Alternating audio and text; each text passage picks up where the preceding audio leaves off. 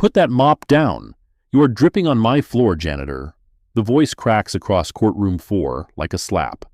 Fluorescent light catches the wet streak on hardwood. 3 feet of mop water, nothing more. But the man on the bench speaks as though the floor itself has been violated. He is standing now, robe half unzipped, reading glasses dangling from one hand, pointing the other at the man holding the mop handle. Not pointing, aiming. A judge just threatened a janitor for cleaning the room he was hired to clean. What the judge does not know, what no one in this building knows, is that the man holding that mop owns every square inch of the floor beneath it. The janitor does not flinch, does not apologize.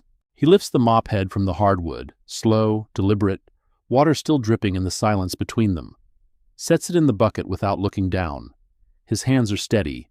His eyes stay level, not defiant, not submissive, just present, recording. The judge waits for the flinch that never comes. You hear me? I said you're done for tonight. Get your card out of my courtroom before I have security escort you out in handcuffs.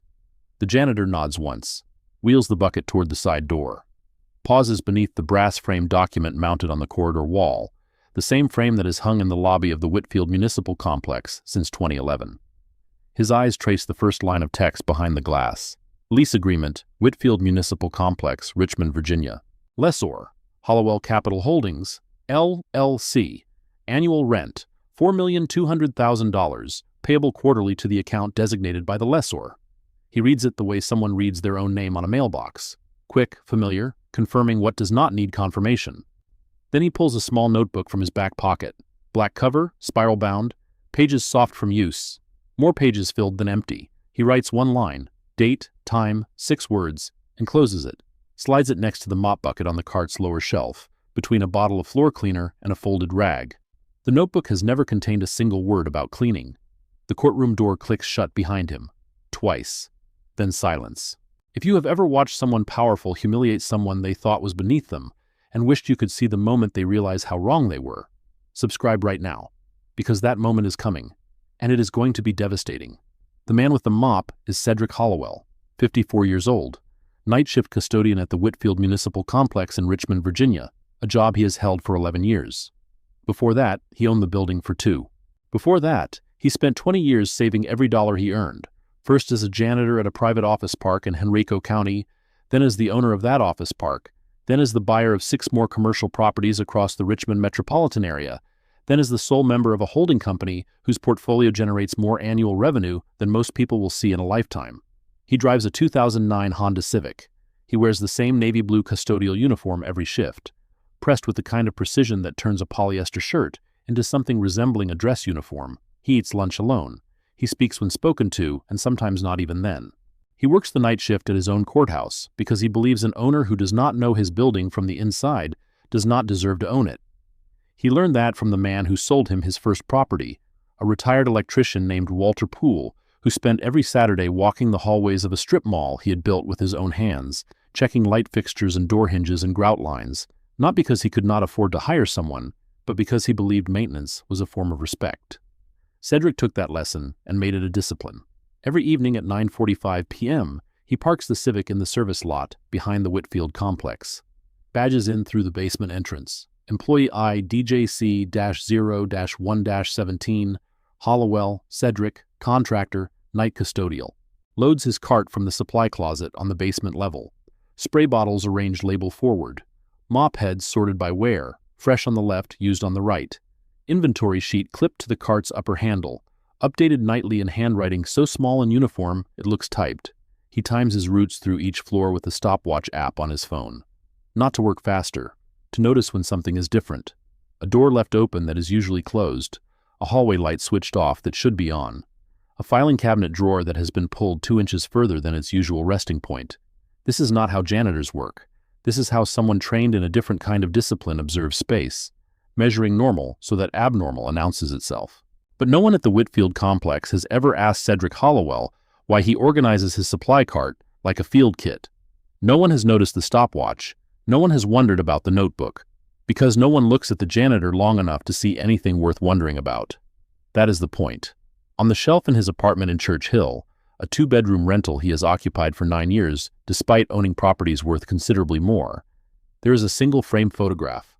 It shows a younger Cedric shaking hands with someone at a ribbon-cutting ceremony. The other person's face is cropped out of the frame. Just two hands clasping, a pair of oversized scissors, and a strip of red ribbon caught mid-fall. The photo is the only decoration in the apartment. The walls are otherwise bare. The furniture is functional: a couch, a table, a television he rarely turns on. The refrigerator contains meal-prepped containers labeled by day. The closet holds 4 identical navy uniforms, 2 dress shirts he has not worn in years, and 1 suit still in dry-cleaning plastic. Cedric Hollowell lives like a man who is hiding something. The truth is simpler and stranger. He lives like a man who decided long ago that comfort is a distraction, and distractions are how people lose what they have built. The morning after Judge Vernon Cassell told him to get his mop out of courtroom 4, Cedric reported for his next shift at the usual time. 9:45 p.m. service entrance. Badge scan. Cart loaded. The basement corridor was quiet. It always was at this hour. Fluorescent tubes humming their low electric hymn, the smell of concrete and cleaning solution mixing into something that was not unpleasant if you had breathed it long enough. Cedric had just finished inventorying his cart when the stairwell door opened and Meredith Locke stepped through. Locke was the court administrator, the person who controlled scheduling, access, budgets, and the invisible social architecture that determined who belonged in the courthouse and who was merely tolerated. 51 years old. Blonde hair pinned tight. Reading glasses on a chain. She carried a clipboard the way some people carry a weapon, angled forward, ready to be deployed. Mr. Hollowell. She did not use his first name. She did not smile. There's been a change to your cleaning schedule. Effective immediately, courtroom access is restricted to 11 p.m. through 5 a.m. only. Judicial proceedings have been running late, and we need to minimize disruption. Cedric looked at her. The courtrooms had been running the same schedule for 3 years. Nothing had changed. But arguing with Meredith Locke about scheduling was like arguing with a locked door about why it would not open. The mechanism was designed to resist, and the effort only wasted your energy. Understood. He pulled the notebook from his back pocket. Wrote, October 3rd, 9:52 p.m. Locke, Meredith, schedule restricted to 2300 to 0500. No written notice provided. Verbal only. Locke watched him write. Her eyes narrowed slightly. Not at the content, which she could not read from that distance, but at the act itself. Janitors did not take notes. Janitors nodded and moved on. Is there a problem, Mr. Hollowell? No, ma'am. Just keeping my records updated. She held his gaze for 2 seconds longer than the conversation required, then turned back through the stairwell door. Her heels clicked a sharp retreat up the concrete steps. Cedric finished loading his cart and began his route. The first floor, public areas, lobby, restrooms, went smoothly. The lobby's marble floor took 42 minutes on a normal night. Tonight it took 43 because someone had spilled coffee near the security desk and the stain had dried into the grout. Cedric knelt, applied a targeted solvent, scrubbed with a stiff bristle brush, and logged the extra time on his inventory sheet. The second floor was where things changed. Deputy Harlan Teague stood at the top of the stairwell landing, arms crossed, feet planted shoulder-width apart. Court security, 6'2", 220, ex-military haircut, going gray at the temples. He wore his badge on a lanyard that hung exactly at chest level, positioned, Cedric had noticed weeks ago, so that anyone speaking to him had to look at it first. Hold up. Teague raised one hand, palm out. Where are you going? Second floor, hallway and restrooms. Judicial chambers are on this floor, authorized personnel only. Cedric unclipped his contractor badge from his shirt pocket and held it up. My contract covers the entire building, all floors. Teague did not look at the badge. Badge says custodial. This floor says judges. Figure it out. The cleaning schedule includes second-floor hallways and restrooms. I've been doing this route for 11 years. Teague stepped forward. Close. Close enough that Cedric could smell coffee on his breath and see the vein that had begun to pulse in his temple. And I've been securing this building for 8. You don't come up here without clearance from the administrator. Ms. Locke didn't mention any restriction on floor access, just courtroom hours. Then I guess Ms. Locke and I need to have a conversation. But until we do, you're not coming past this landing. Teague's hand dropped to his belt, not to his weapon, but to the radio clip beside it. A gesture, a reminder of who had the authority to summon reinforcements and who did not. Cedric looked at the hand on the belt, looked at Teague's face, looked at the hallway behind him, the hallway Cedric had mopped every Tuesday and Thursday night for over a decade. Understood. He turned back down the stairs. Behind him, he heard Teague key his radio. Second floor clear, contractor redirected. At the bottom of the stairwell, Cedric opened his notebook. October 3rd, 10:17 p.m. Teague, Harlan. Badge visible. No number recorded from distance. Denied second floor access. No written policy cited. Hand moved to radio belt during exchange. He closed the notebook and moved to the third floor via the service elevator. The third floor was administrative. Clerks' offices, filing rooms, the IT closet. No judges, no Teague. The clerk's office nearest the elevator belonged to Craig Sattler. The door was closed, but the light was on. Unusual for this hour. Cedric knocked twice, standard protocol before entering any occupied space for cleaning. No answer. He moved on. 3 days later, the first maintenance complaint appeared in the building management system. Filed by Craig Sattler, Clerk of Court. Subject, custodial hazard, slip risk. Description, janitor left wet residue on courtroom 2 floor following evening cleaning on October 1st. Created potential slip and fall hazard for judicial personnel. Photo attached. Cedric did not see the complaint until a week later, when he requested a copy from the building management office. The request was denied.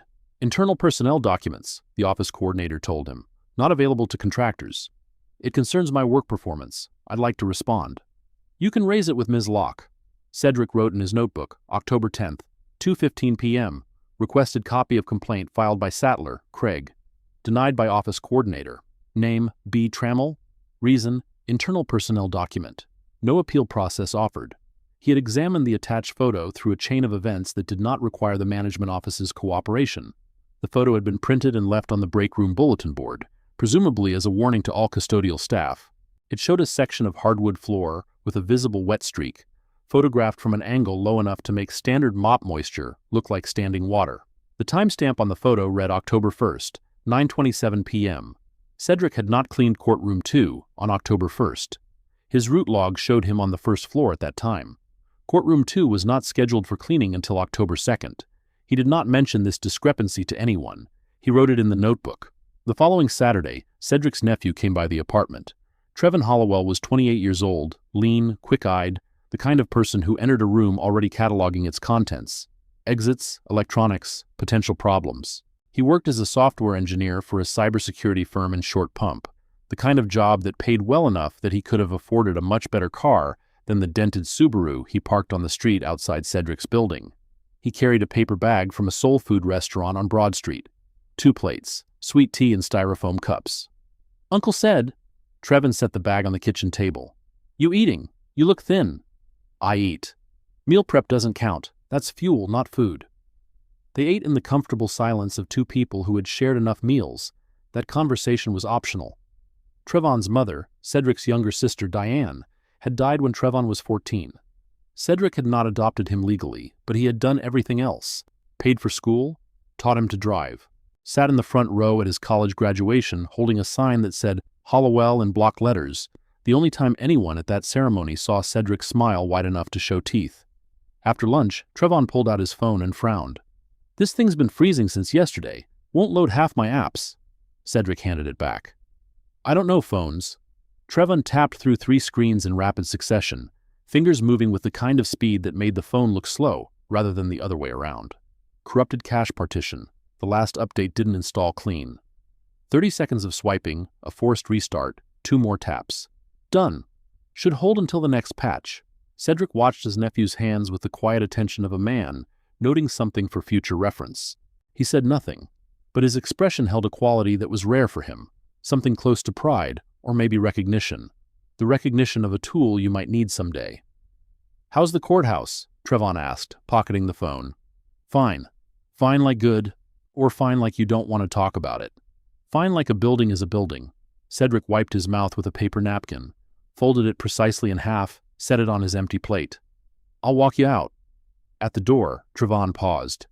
You know you don't have to keep doing this, right? The night shift, the cleaning, you could...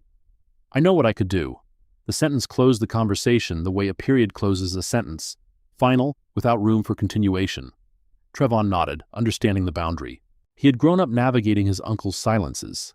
He knew which ones meant I am done talking, and which ones meant I am thinking about something I will not share yet. This one was the second kind. 2 weeks after the schedule change, things got worse. The second maintenance complaint arrived on October 15th, filed by Craig Sattler. Subject, unauthorized access, judicial chambers. Description, On October 14th, contractor Hollowell, Cedric was observed in the second-floor hallway outside Judge Cassell's chambers at approximately 9:15 p.m. Contractor's schedule restricts courtroom access to 2300 through 0500 hours. Presence in judicial area outside authorized window constitutes a security concern. The third complaint came 3 days later. Subject: chemical safety violation. Description: contractor Hollowell used unapproved cleaning agents in courtroom 3, creating a potential health hazard. Products observed did not match the facility's material safety data sheet inventory. Cedric obtained both complaints through the same bulletin board method.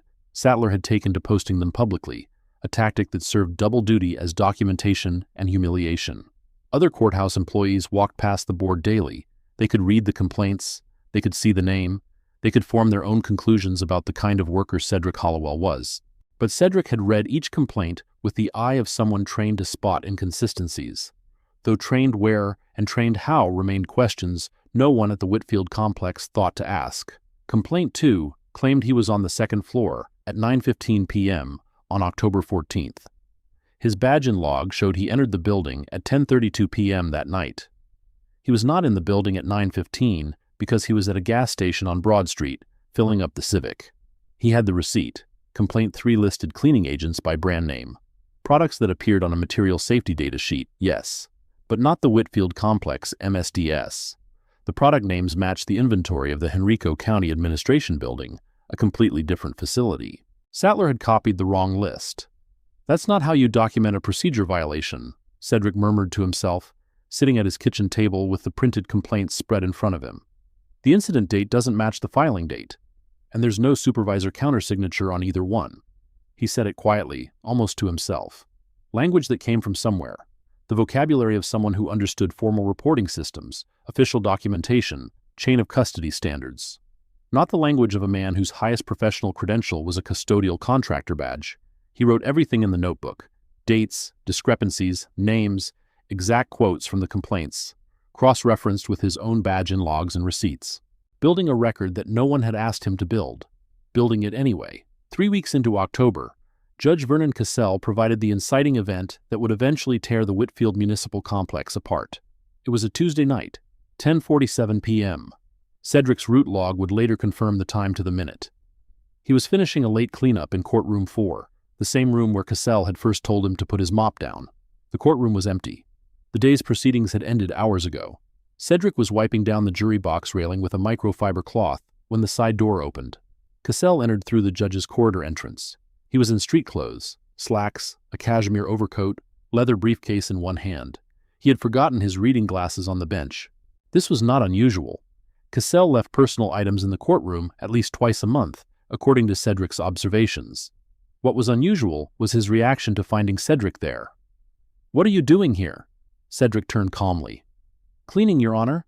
This courtroom is on my schedule." Cassell set down his briefcase on the prosecution table. "Your schedule? Your schedule?" He stepped closer, and his voice dropped into the register that 22 years on the bench had sharpened into a blade. The tone he used on defendants who wasted his time, on attorneys who missed deadlines, on anyone who occupied space he considered his own. "Let me explain something to you. This is not a bus station. This is not a public bathroom. This is a courtroom, a place of law, and you are in it without authorization. My contract authorizes—" "I don't care about your contract." Cassell moved within 3 feet, close enough that Cedric could see the thread veins in his cheeks, the slight tremble in his jaw that accompanied anger rather than fear. "I care about my courtroom. You come in here, you touch my bench, you leave your water all over my floor, and you think a piece of paper gives you the right?" Cedric said nothing. He held the microfiber cloth at his side. His breathing did not change. "You are a janitor." Cassell enunciated the word the way surgeons handle contaminated instruments, with deliberate distance, as if saying it too quickly might cause infection. "You clean what we tell you to clean, when we tell you. And when I am in this building, day or night, you do not enter this room. Are we clear?" "Your Honor, we clear." In the back of the courtroom, a court reporter named Priya Desmond was still packing her stenography equipment. She had stayed late to finish a transcript. She witnessed the entire exchange. Her hands had stopped moving over her equipment case. She was frozen, the kind of freeze that happens when someone recognizes they are seeing something that will matter later, but doesn't know yet how or why. Cedric's eyes moved to Desmond for exactly 1 second, noted her face, noted her name badge, then back to Cassell. "Clear, Your Honor." He gathered his supplies, placed the microfiber cloth in the designated compartment of his cart, wheeled the cart out through the side door. In the hallway, out of Cassell's sight, he opened the notebook. October 22nd, 10:47 p.m. Cassell, Vernon, courtroom 4. Verbal confrontation. Statements. "You are a janitor. You clean what we tell you. You do not enter this room." Witness, Desmond Priya. Court reporter, present during entire exchange. Duration, approximately 2 minutes 40 seconds. He closed the notebook, put it in his back pocket, resumed his route. The coffee stain on the first-floor lobby needed retreating. He knelt, applied solvent, scrubbed, logged the time. Moved on. That was how Cedric Hollowell handled every violation. He wrote it down, and then he cleaned the next floor. If you are the kind of person who roots for the underdog, the one who stays quiet while the powerful run their mouths, then hit that like button right now, because what this janitor does next will make your jaw hit the floor. November came cold and sharp to Richmond. The fabricated complaints continued. 2 more in the first week, one alleging Cedric had tampered with the thermostat in the clerk's office hallway, another claiming he had been seen photographing judicial documents left on a courtroom table. Both were fiction. Both were signed by Craig Sattler. Both were posted on the bulletin board. Sattler himself was 43 years old, 12 years as a clerk, the kind of career bureaucrat who had mastered the art of weaponizing paperwork. He was thin, precise, and humorless, the human equivalent of a filing cabinet. He wore his reading glasses on a cord, like Meredith Locke, and Cedric suspected the affectation was deliberate, a visual alliance with the woman who controlled the courthouse's social architecture. On November 4th, Sattler encountered Cedric in the second-floor hallway. Cedric had been cleared to access the hallway. Locke had grudgingly updated the schedule after Teague's blocking incident, created a documentation gap that even she could not ignore, but Sattler did not acknowledge the update. "You're not supposed to be up here." "The schedule was revised last week. Second-floor hallways are included." Sattler stepped directly into Cedric's path. Not beside, not past, into. Their chests were 8 inches apart. Sattler was 4 inches shorter, but he compensated by angling his chin upward, projecting authority through posture rather than height. "I don't care what the schedule says. I work on this floor. I decide who comes and goes. That's the administrator's decision, not—" Sattler's hand shot out and shoved Cedric's supply cart sideways, hard. The cart's wheels shrieked against the tile as it slammed into the hallway wall, bottles toppling, a spray nozzle cracking against the baseboard. The sound echoed down the empty corridor.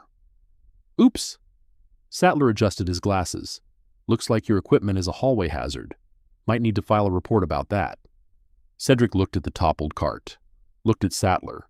His hands remained at his sides. His breathing remained even. But something shifted behind his eyes, a calculation so quick it was invisible to anyone not trained to recognize it. Assessment, catalog, file. "I'll clean that up," Cedric said. "You do that." Sattler walked away. His footsteps were unhurried, confident. The footsteps of a man who believed he had won something. Cedric righted the cart, replaced the bottles, inspected the cracked spray nozzle, still functional, hairline fracture only. He noted the damage in his inventory sheet, logged the time, and wrote in the notebook, November 4th, 10:38 p.m. Sattler, Craig, physical contact with supply cart, knocked into wall. Damage, 1 spray nozzle cracked. No witnesses. Sattler's statement, "I decide who comes and goes." He continued his route. The incidents accumulated, not in the dramatic way that makes headlines. No single event was large enough to constitute a crisis. They were small, persistent, designed to erode rather than destroy.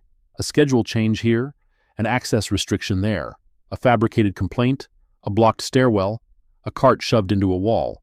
This is how institutional harassment works. Not with a single blow, but with 1,000 paper cuts, each one small enough to be dismissed, all of them together enough to bleed someone dry. On November 8th, Deputy Teague escalated. Cedric was carrying a case of paper towels up the service stairwell when Teague appeared on the second-floor landing. Same posture, arms crossed, feet planted, badge front and center. "Security check. I need to inspect your cart." "My cart is on the first floor." "Then I need to inspect what you're carrying." Cedric held up the paper towel case, sealed, branded, clearly identifiable. "Open it. It's a sealed case of paper towels." "I said open it." Cedric set the case on the landing, pulled the perforated tab, and opened the top. 12 rolls of industrial paper towels, packed in 2 rows of 6. Teague leaned in, made a show of examining the contents, then straightened. "What's in your pockets?" "Personal belongings." "Empty them." There was no policy requiring contractors to submit to pocket searches. Cedric knew this. Teague probably knew it too. But the power dynamic in that stairwell was not about policy. It was about who had a badge and who had a mop. Cedric placed his phone, his wallet, his keys, and his notebook on top of the paper towel case. Teague picked up the notebook, flipped it open. The handwriting was small, dense, organized by date and time. Teague frowned, turned several pages, then looked at Cedric. "What is this?" "Personal notes." "Notes about what?" "Work." Teague held the notebook closer to his face, squinting at the entries. Dates, times, names, exact quotes. It looked less like a janitor's log and more like, well, Teague was not sure what it looked like, but it made him uncomfortable in a way he could not articulate. "I'm going to need to hold on to this." "No." The word came out flat. Not loud, not aggressive, just final. The first time Cedric had refused anything since arriving at the Whitfield complex. Teague's hand tightened on the notebook. His jaw clenched. Then his other hand grabbed Cedric's forearm. Hard, fingers digging into the muscle between wrist and elbow, the kind of grip that leaves bruises shaped like fingerprints. "I said I'm holding on to it." Cedric did not pull away, did not escalate. He looked down at Teague's hand on his arm, then up at Teague's face. "Deputy Teague, you are currently making unauthorized physical contact with a contractor during an unscheduled search with no witness present and no documented probable cause. I am going to ask you once to release my arm." The sentence was too long for a janitor, too precise, too loaded with the specific vocabulary of someone who understood use of force policy and documentation requirements. Teague heard it, processed it, and felt something he had not expected to feel in this stairwell: uncertainty. He released the arm, dropped the notebook on top of the paper towels. "Get off my floor." Cedric collected his belongings. His forearm was already reddening where Teague's fingers had pressed. He would photograph the bruise when he got home, add the photo to the file he was building, the file that was not in the notebook but somewhere else, somewhere no one at the Whitfield complex knew about. In the stairwell, descending, he allowed himself one slow breath. Not relief. Recalibration. Then, notebook out. November 8th, 10:52 p.m. Teague, Harlan. Badge number 4471. Visible during close contact. Grabbed left forearm during unauthorized search. Duration of grip, approximately 4 seconds. Left arm reddened. No witnesses. Teague had access to notebook contents for approximately 30 seconds. He continued his shift. On November 12th, Meredith Locke distributed a memo. It arrived in every inbox, posted on every bulletin board, slipped under every office door in the Whitfield complex. A 1-page document on official courthouse letterhead, subject line: Revised Access Protocol for Contracted Personnel. The memo did not name Cedric Hollowell. It did not need to. He was the only contracted custodial worker in the building. HVAC, electrical, plumbing, all handled by city employees who fell under different classification. The memo's language was surgical in its specificity. Contracted personnel are not permitted in employee-only areas, including the staff lounge, conference rooms, and restrooms on floors 2 through 4 during standard business hours, 8 a.m. through 6 p.m. Contracted personnel should utilize designated contractor facilities in the basement level during all shifts.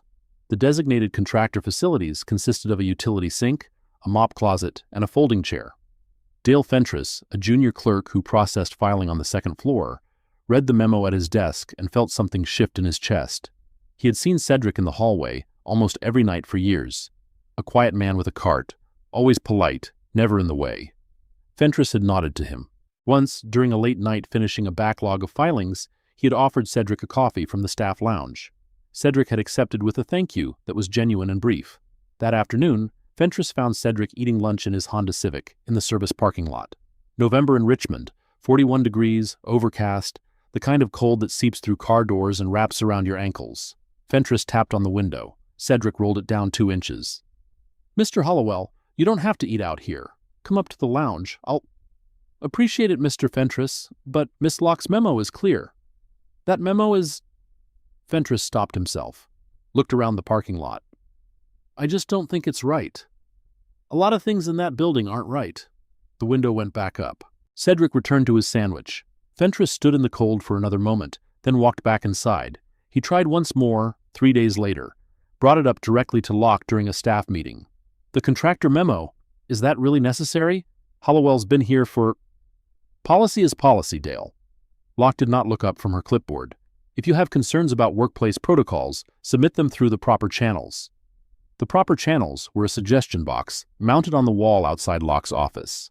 Fentress had never seen anyone use it. He was not entirely sure it was ever emptied.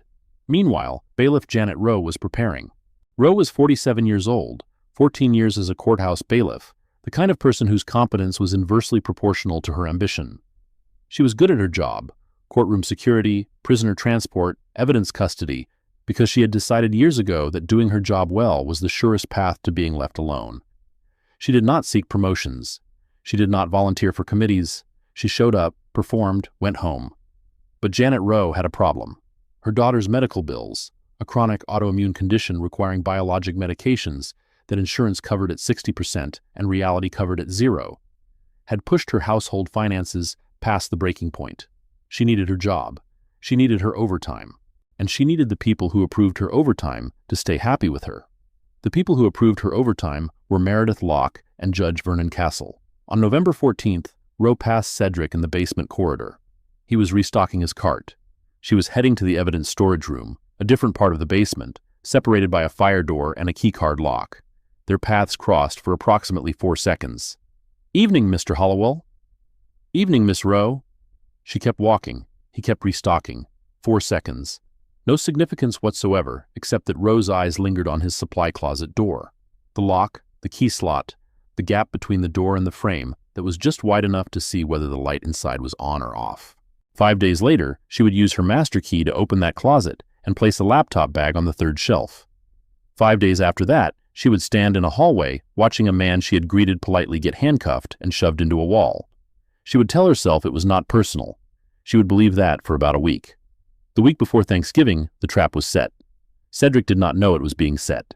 He would learn later, much later in a courtroom, under oath, that the operation had been planned for at least 2 weeks, that the people involved had coordinated schedules, fabricated documentation, and manufactured physical evidence with the kind of collaborative efficiency that suggested practice, that this was not their first time. But on the night of November 19th, all Cedric knew was that his supply closet felt wrong. He arrived at 9:45 p.m., as always. Badged in at the basement entrance, timestamp, 9:47 p.m. Loaded his cart from the supply closet. Spray bottles, label forward, mop heads, sorted, inventory sheet, clipped. But something was off. The arrangement of items on the 3rd shelf, the shelf where he stored backup supplies, had been altered. Not dramatically, not obviously. A case of glass cleaner had been moved 6 inches to the right. A stack of microfiber cloths had been shifted from the center of the shelf to the left edge. And in the gap they had created, sitting flush against the wall in the shadows where overhead light did not fully reach, was something that had not been there yesterday. A laptop bag, black nylon, courthouse IT department inventory tag, visible through the zippered mesh pocket on the front.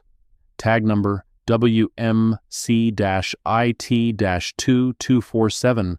Cedric did not touch it, did not open it, did not move it. He stood in the closet doorway for 11 seconds, long enough to catalog the object, its position, the tag number, and the fact that the dust pattern on the shelf had been disturbed in a way that indicated recent placement. He closed the closet door, locked it with his key, began his route. The next morning, at 8:15 a.m., Meredith Locke arrived at the courthouse with a clipboard and 2 Richmond police officers. "Random contractor storage inspection," Locke announced, though the officers flanking her suggested it was anything but random. "Standard protocol, building security." There was no standard protocol for contractor storage inspections. In 11 years, Cedric's closet had never been inspected, but Locke had the clipboard, and the officers had the badges, and the word random had been chosen specifically to preempt the question of why this closet, why this morning, why now. They opened the closet. Locke pointed to the 3rd shelf. The laptop bag sat exactly where Cedric had seen it 8 hours earlier. "Is this your property, Mr. Hollowell?" Cedric had arrived 10 minutes earlier than his usual morning departure time, having been delayed by an elevator that took too long to arrive. He was still in the basement when Locke appeared. He stood in the hallway watching the inspection with the stillness of a man who had been expecting something. Not this specifically, but something. "No, it is not my property. It's in your closet, on your shelf, behind your supplies." "Correct. It was not there on November 18th. It appeared overnight." One of the officers, a woman, mid-30s, name tag, reading Torres, stepped forward. "Sir, that laptop was reported missing from the IT department 2 days ago. Valued at approximately $2,200. It's government property." "I understand. Can you explain how it got into your closet?" "No, because I did not put it there." The second officer, older, heavy-set, name tag reading Bryce, was already pulling handcuffs from his belt. "Sir, I'm going to need you to turn around and place your hands behind your back." "On what charge?" "Grand larceny of government property, Virginia Code Section 18.2-95. Theft of property valued in excess of $1,000. Cedric turned, placed his hands behind his back. The cuffs clicked shut, cold metal on warm skin, the sound carrying down the basement corridor with an acoustic clarity that seemed designed to humiliate. Then Officer Bryce did something the body cam would later capture in unambiguous detail. He grabbed Cedric by the back of the neck and shoved him face first into the corridor wall, hard enough that Cedric's forehead struck the concrete block, hard enough that his glasses flew off and skittered across the floor, hard enough that a red mark would bloom across his temple within the hour. "Resisting," Bryce muttered, adjusting his grip. Cedric had not resisted. He had not moved. He had not spoken. The body cam, Bryce's own body cam, recording from the chest-mounted unit at 1080p with audio, would show all of this clearly. A man standing still, cuffed, compliant, being driven into a wall for no reason. "I'd like to speak with an attorney." That was the only sentence Cedric Hollowell said during his arrest. Not a protest, not a denial, not an accusation. Just the single request that the law entitled him to make, delivered in a voice so level it sounded like a man ordering coffee. They loaded him into a patrol car. Torres drove. Bryce sat in the back with Cedric.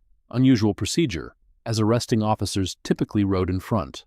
Bryce's presence in the rear seat served no tactical purpose. It served a psychological one. "Grand larceny." Bryce said the words casually, the way someone remarks on the weather. "That's a felony in Virginia. 1 to 20 years. You know that?" Cedric said nothing. "Man your age, no priors. Probably looking at 3 to 5. Still, that's a long time to mop floors in state prison." Cedric looked out the window.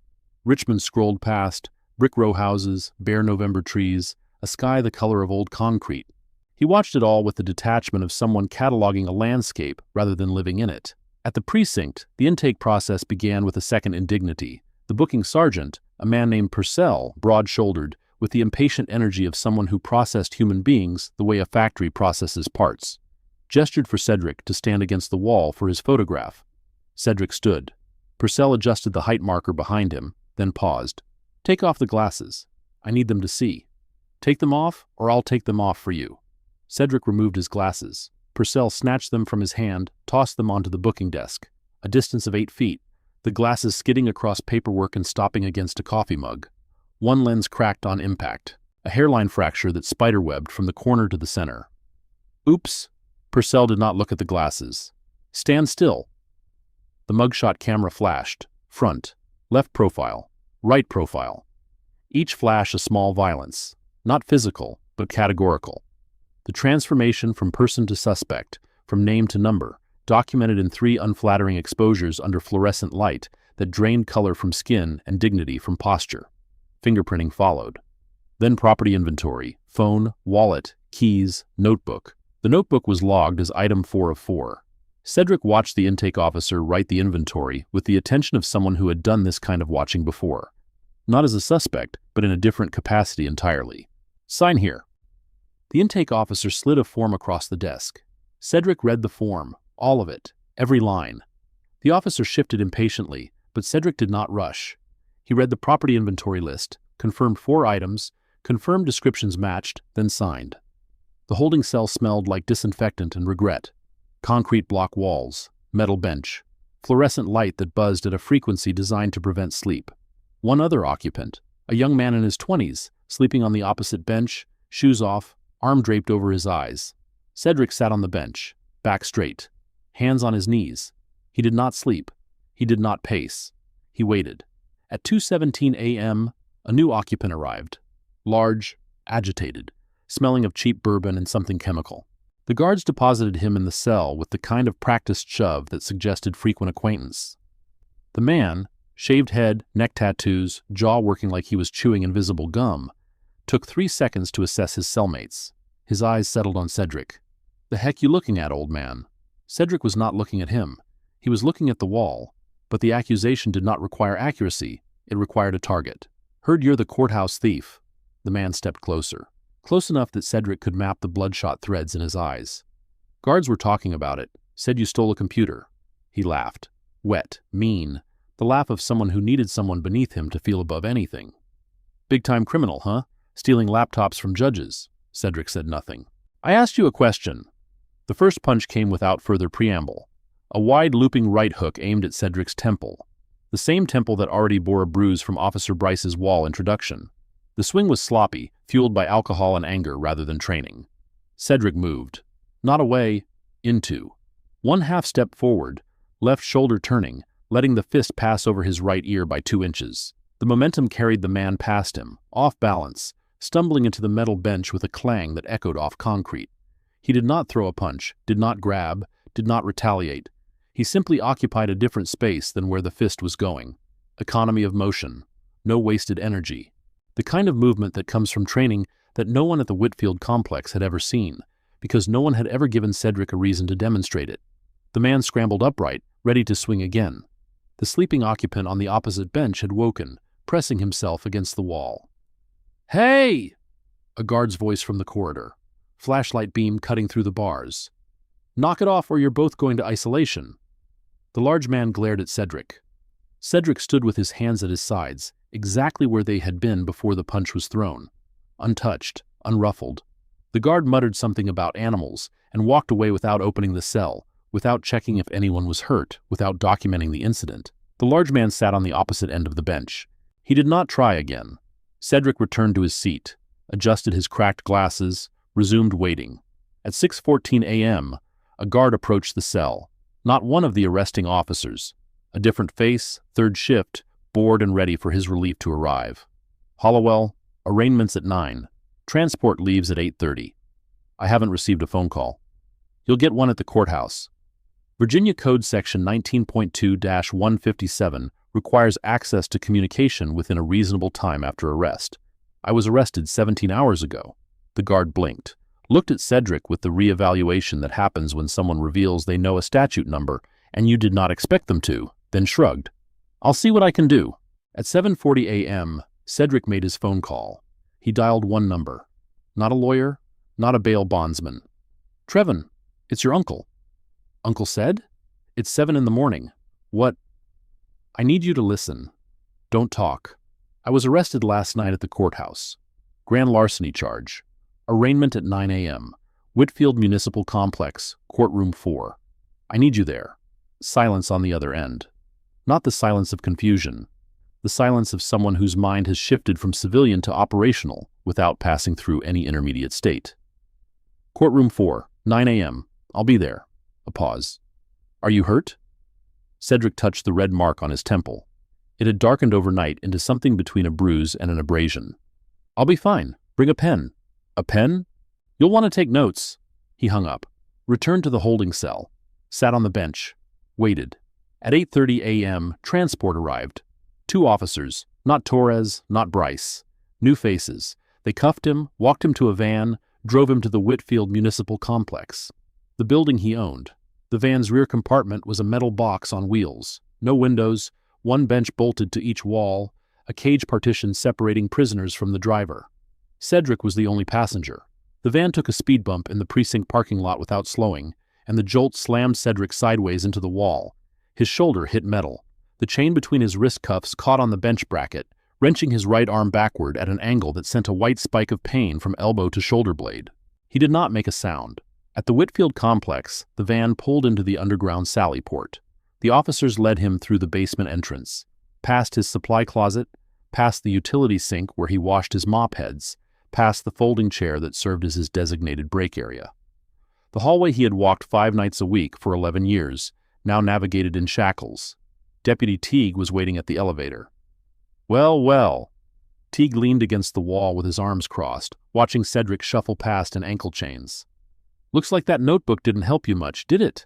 The transport officers said nothing. Teague fell into step behind them, uninvited, unnecessary, his presence serving no function except to witness the humiliation and to ensure Cedric knew he was being watched even now. In the elevator, Teague stood close, too close, his elbow pressed into Cedric's ribs. Not a strike, not exactly. A pressure, a message delivered through physical proximity. "I am here. You are small. This is what happens." Cedric breathed through it. Catalogued, Teague present at transport. Physical contact in elevator, elbow to ribs, sustained pressure approximately 4 seconds. The elevator opened on the 3rd floor, courtroom 4. The irony of being transported in shackles to a courthouse whose $4.2 million annual lease deposited directly into his bank account was not lost on Cedric. But irony is a luxury that requires distance, and distance was something he could not afford right now. Right now, he needed to be exactly what they thought he was, a janitor with no resources, no connections, and no options. Courtroom 4. The same courtroom where Judge Cassell had told him to put his mop down. The same courtroom where Cassell had called him a janitor, with the inflection of someone naming a disease. The same hardwood floor Cedric had mopped 100 times, the same jury box he had wiped down with microfiber cloths, the same judicial bench from which a man he could buy and sell had looked down at him with contempt. Now Cedric stood before that bench in an orange jumpsuit, wrists shackled to a belly chain, ankles chained with enough slack to shuffle but not walk. The gallery held perhaps 20 people, other defendants waiting for their cases, a few family members, 2 public defenders reviewing files. And in the 3rd row, Trevin, sitting very still, pen in hand, eyes locked on his uncle with an intensity that had nothing to do with worry and everything to do with documentation. Judge Vernon Cassell entered from the side chamber. Robed, reading glasses in place, he ascended the bench with the proprietary ease of a man entering his living room, settled into his chair, opened the docket folder. Case number CR-24-47-12, Commonwealth of Virginia versus Cedric Hollowell. Grand larceny, government property. How does the defendant plead? The public defender, a young woman who had been assigned the case 40 minutes ago and had spent 35 of those minutes reading the file, stood. "Not guilty, Your Honor." Cassell looked up from the docket, looked at Cedric, and recognition lit his face like a match touching gasoline. "Well?" The word came out slow, savored. "Back already, Mr. Hollowell?" A pause, calibrated for maximum effect. "I suppose the mop couldn't keep you out of trouble." Low laughter from a bailiff near the side door. The prosecutor, a junior assistant Commonwealth's attorney, who clearly had other places to be, allowed himself a thin smile. The public defender stiffened, but said nothing. Cedric stood in his chains and looked at the man on the bench. He did not smile, did not flinch, did not react in any way that the 20 people in the gallery could have described later as emotional. His face held the perfect stillness of a man who has been underestimated so many times that the insult has lost its weight, or of a man who knows something the person insulting him does not. "The Commonwealth requests bail set at $15,000, Your Honor," the prosecutor said. "The defendant has limited community ties, and the charge involves government property." "Objection to the bail amount," the public defender said, finding her voice. "Mr. Hollowell has no prior record. He has lived in Richmond for over 20 years. He is employed, or was employed, as a custodial contractor at this very building. He poses no flight risk." Cassell did not look at the public defender. He looked at Cedric. "Limited community ties." He repeated the prosecutor's phrase with the air of a man confirming his own diagnosis. "No demonstrated roots beyond a cleaning contract. No property. No, Your Honor, with respect, the bail guidelines." "I've been on this bench for 22 years, Counselor. I don't need a first-year defender to read me the guidelines." Cassell set down his pen. "Bail is set at $15,000, cash or bond. The defendant is remanded to custody until bail is posted. $15,000 for a nonviolent property crime by a first-time defendant with a 2-decade history in the jurisdiction. The bail guidelines for this charge range suggested $2,000 to $5,000. Cassell had tripled the top end. No demonstrated roots, no property. In the 3rd row, Trevin's pen stopped moving. He stared at the judge who had just declared that his uncle, the man who owned the building they were sitting in, the man whose property portfolio included 6 commercial addresses in the Richmond metro area, the man whose net worth exceeded the combined annual salaries of everyone in the courtroom, had no property, no roots. Trevin wrote one word in his notepad, underlined it 3 times. The word was everything. A court officer approached Cedric to escort him back to holding. The officer grabbed his arm, the same left arm Teague had bruised 2 weeks earlier, and yanked him sideways toward the door. The chains caught, jerked his ankles, and Cedric stumbled. Caught himself, straightened. The officer did not slow down. If you think you know where this is going, you are wrong.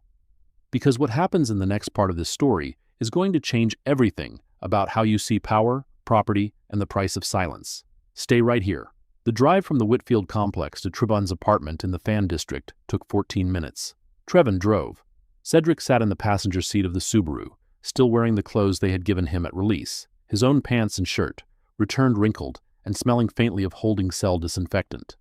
The orange jumpsuit and belly chain had been exchanged for a paper receipt and a court date. Trevin had posted the $15,000 in cash. He did not say where the money came from. Cedric did not ask. Some transactions between family members are conducted in trust rather than transparency, and this was one of them. The bruise on Cedric's temple had darkened to the color of a thundercloud. His left forearm, still marked from Teague's grip 2 weeks prior, now bore a fresh ring of redness where the transport chains had bitten during the speed bump. His cracked glasses sat slightly crooked on his face, the hairline fracture across the right lens splitting the world into 2 uneven halves.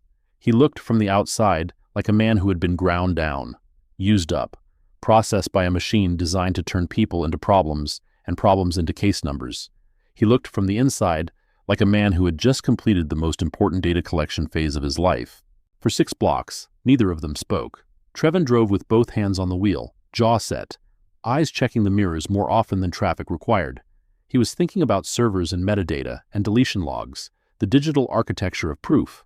Cedric was thinking about something else, about the courtroom that smelled like furniture polish and contempt, about a judge who had laughed at him from a bench that existed because Cedric signed a lease renewal, about the specific sound handcuffs make when they close on the wrists of someone who has done nothing wrong, a sound like a door locking from the outside.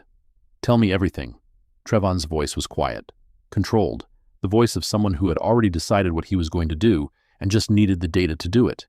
Cedric told him, not in the abbreviated way he usually communicated, not fine, not I'll handle it, but in the detailed chronological account of a man who had been keeping meticulous records for 2 months. The schedule change, the access restrictions, the fabricated complaints, Teague's blocked stairwell and grabbed arm, Sattler's shoved cart, Cassell's courtroom confrontations, the laptop that appeared in his supply closet overnight, the arrest, the wall, the arraignment. He recited dates, times, names, and badge numbers from memory, not because he had memorized them deliberately, but because the notebook had trained his mind to retain information in indexed, retrievable format, a habit from somewhere, a discipline from some previous life that Cedric did not discuss and Trevin did not ask about, because some questions between them had been settled years ago by mutual silent agreement. Trevon listened without interrupting. When Cedric finished, Trevon pulled the Subaru to the curb outside his building, turned off the engine, and sat in the silence for 15 seconds. "Uncle said, this is a setup. The laptop just appeared in your closet. Nobody saw you take it. Nobody saw you with it. There's no motive. You've worked there for 11 years without a single incident. That's not theft. That's a frame." "I know what it is." "Then why didn't you say something? At the arraignment, to the officers, to anyone?" "Because saying something and proving something are 2 different things." "Mouthbeat." Cedric turned to face his nephew for the first time since getting in the car. "I don't need people to believe me. I need evidence that makes it impossible not to." Trevon was quiet for a moment. Then, "The courthouse has a security camera system. Networked, server-based, DVR recording to a central unit. If someone moved that laptop into your closet, the footage exists, or it existed before someone deleted it. And if it was deleted? Deleted doesn't mean gone. Not on a networked system. When you delete a file from a surveillance server, the system overwrites the file header, but doesn't immediately destroy the data blocks. The actual video frames persist in unallocated sectors until the drive needs that space for new recordings. On a system that size, covering an entire courthouse, that could take weeks, months if the server has enough capacity." Cedric looked at his nephew. Really looked. The way he had looked when Trevin fixed the phone in 30 seconds. The way he had looked at the ribbon-cutting photo on his shelf. 2 hands, a pair of scissors, a falling ribbon. "Can you recover deleted footage? Legally? If I have authorization from the system owner, To audit the server, yes. Deleted files leave metadata traces, timestamps, fragmented headers, right signatures. You cannot erase something from a network without leaving a digital fingerprint. It is literally impossible. The physics of magnetic storage won't allow it. The system owner? Whoever owns the building's IT infrastructure. The surveillance system runs on servers that are part of the building's permanent fixtures. That means the system owner is... Trevin stopped, looked at Cedric, looked at the bruise on his temple, looked back at his eyes. The building owner, Trevin finished. Long pause. November air leaked through the car windows. A dog barked somewhere on the next block. The engine ticked as it cooled. "Get me a lawyer first," Cedric said. "Then we'll talk about servers." Trevon nodded, started the car, pulled back into traffic. 3 days later, he sat in the office of Nadine Okafor, attorney at law, civil rights litigation, with a retainer check signed by Cedric Hollowell and a legal question that would unravel everything. Who has standing to authorize a forensic audit of the Whitfield Municipal Complex's security servers? The answer, when it came, would change the case, would change the courthouse, would change the career of every person who had spent the last 2 months treating a janitor like something to be scraped off the bottom of a shoe. But that answer required one more piece of information, a piece that Cedric had kept hidden for 13 years, that no one at the Whitfield complex had ever suspected, and that would make Judge Vernon Castle's face drain of color the way a man's face drains when he realizes the person he has been mocking is the person who owns the chair he is sitting in. That piece of information was coming, but not yet. First, there was discovery to file, footage to recover, and a fabricated case to dismantle. First, there was the slow, grinding work of proving what Cedric already knew, that the people who framed him had been sloppy, that their evidence was fiction, and that the truth was sitting on a server they thought they had erased. First, there was Nadine Okafor, reading the fabricated complaints with the focused intensity of a surgeon studying an X-ray, and saying the words that confirmed what Cedric's notebook had been documenting for weeks. The defendant entered the building 1 hour and 17 minutes after the alleged incident. "Mr. Hollowell, these complaints aren't just false, they're provably false, and whoever filed them didn't even bother to get the dates right." She set the papers down, looked at Cedric across her desk, mahogany, cluttered with case files, a framed law degree from Howard University on the wall behind her. Her expression was the one attorneys wear when they realize a case they expected to be difficult is actually going to be something else entirely. "Tell me about the laptop. Tell me about the cameras, and tell me..." She picked up the retainer agreement, looked at the address line, looked back at Cedric. "Tell me why a man with this retainer amount is working as a janitor." Cedric held her gaze for 3 seconds. Then, "I'll answer the first 2 questions now. The third one, you'll learn when the time is right." Nadine studied him, nodded slowly. "All right, Mr. Hollowell. Let's start with discovery." She opened her laptop, pulled up a motion template, typed, "Motion for production of documents. Request for all courthouse security camera footage, November 17th to 20th. The system had built its case on fabricated evidence and deleted footage. Nadine Okafor was about to build hers on the truth. And the truth, unlike the lies stacked in Cedric Hollowell's personnel file, did not require a counter-signature to be believed. The city's response arrived 11 days later, on a Monday morning, in a manila envelope with the seal of the Richmond City Attorney's Office. Nadine opened it at her desk, read the first paragraph, read it again, set the letter down and pressed both palms flat against the mahogany surface, the way someone braces against a wave. The security footage for the relevant period is unavailable, due to a scheduled server maintenance cycle. All recordings from the basement level for November 17th through 20th were overwritten during routine system updates. No backup exists. She picked up her phone and called Trevon.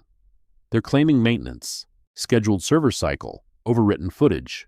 Trevon was silent for 4 seconds. Then, "Pull the IT maintenance logs, subpoena them. Every scheduled maintenance event for the past 12 months. I need dates, times, authorized personnel, and ticket numbers." Why? Because if there was no scheduled maintenance on those dates, if someone manually deleted 22 minutes of hallway footage and blamed it on a routine cycle that never happened, then we don't just have a frame job. We have obstruction of justice and spoliation of evidence, and the metadata will prove it. Nadine filed the subpoena that afternoon. The IT maintenance logs arrived 8 days later, and they showed exactly what Trevon predicted. No scheduled maintenance for November 17th through 20th.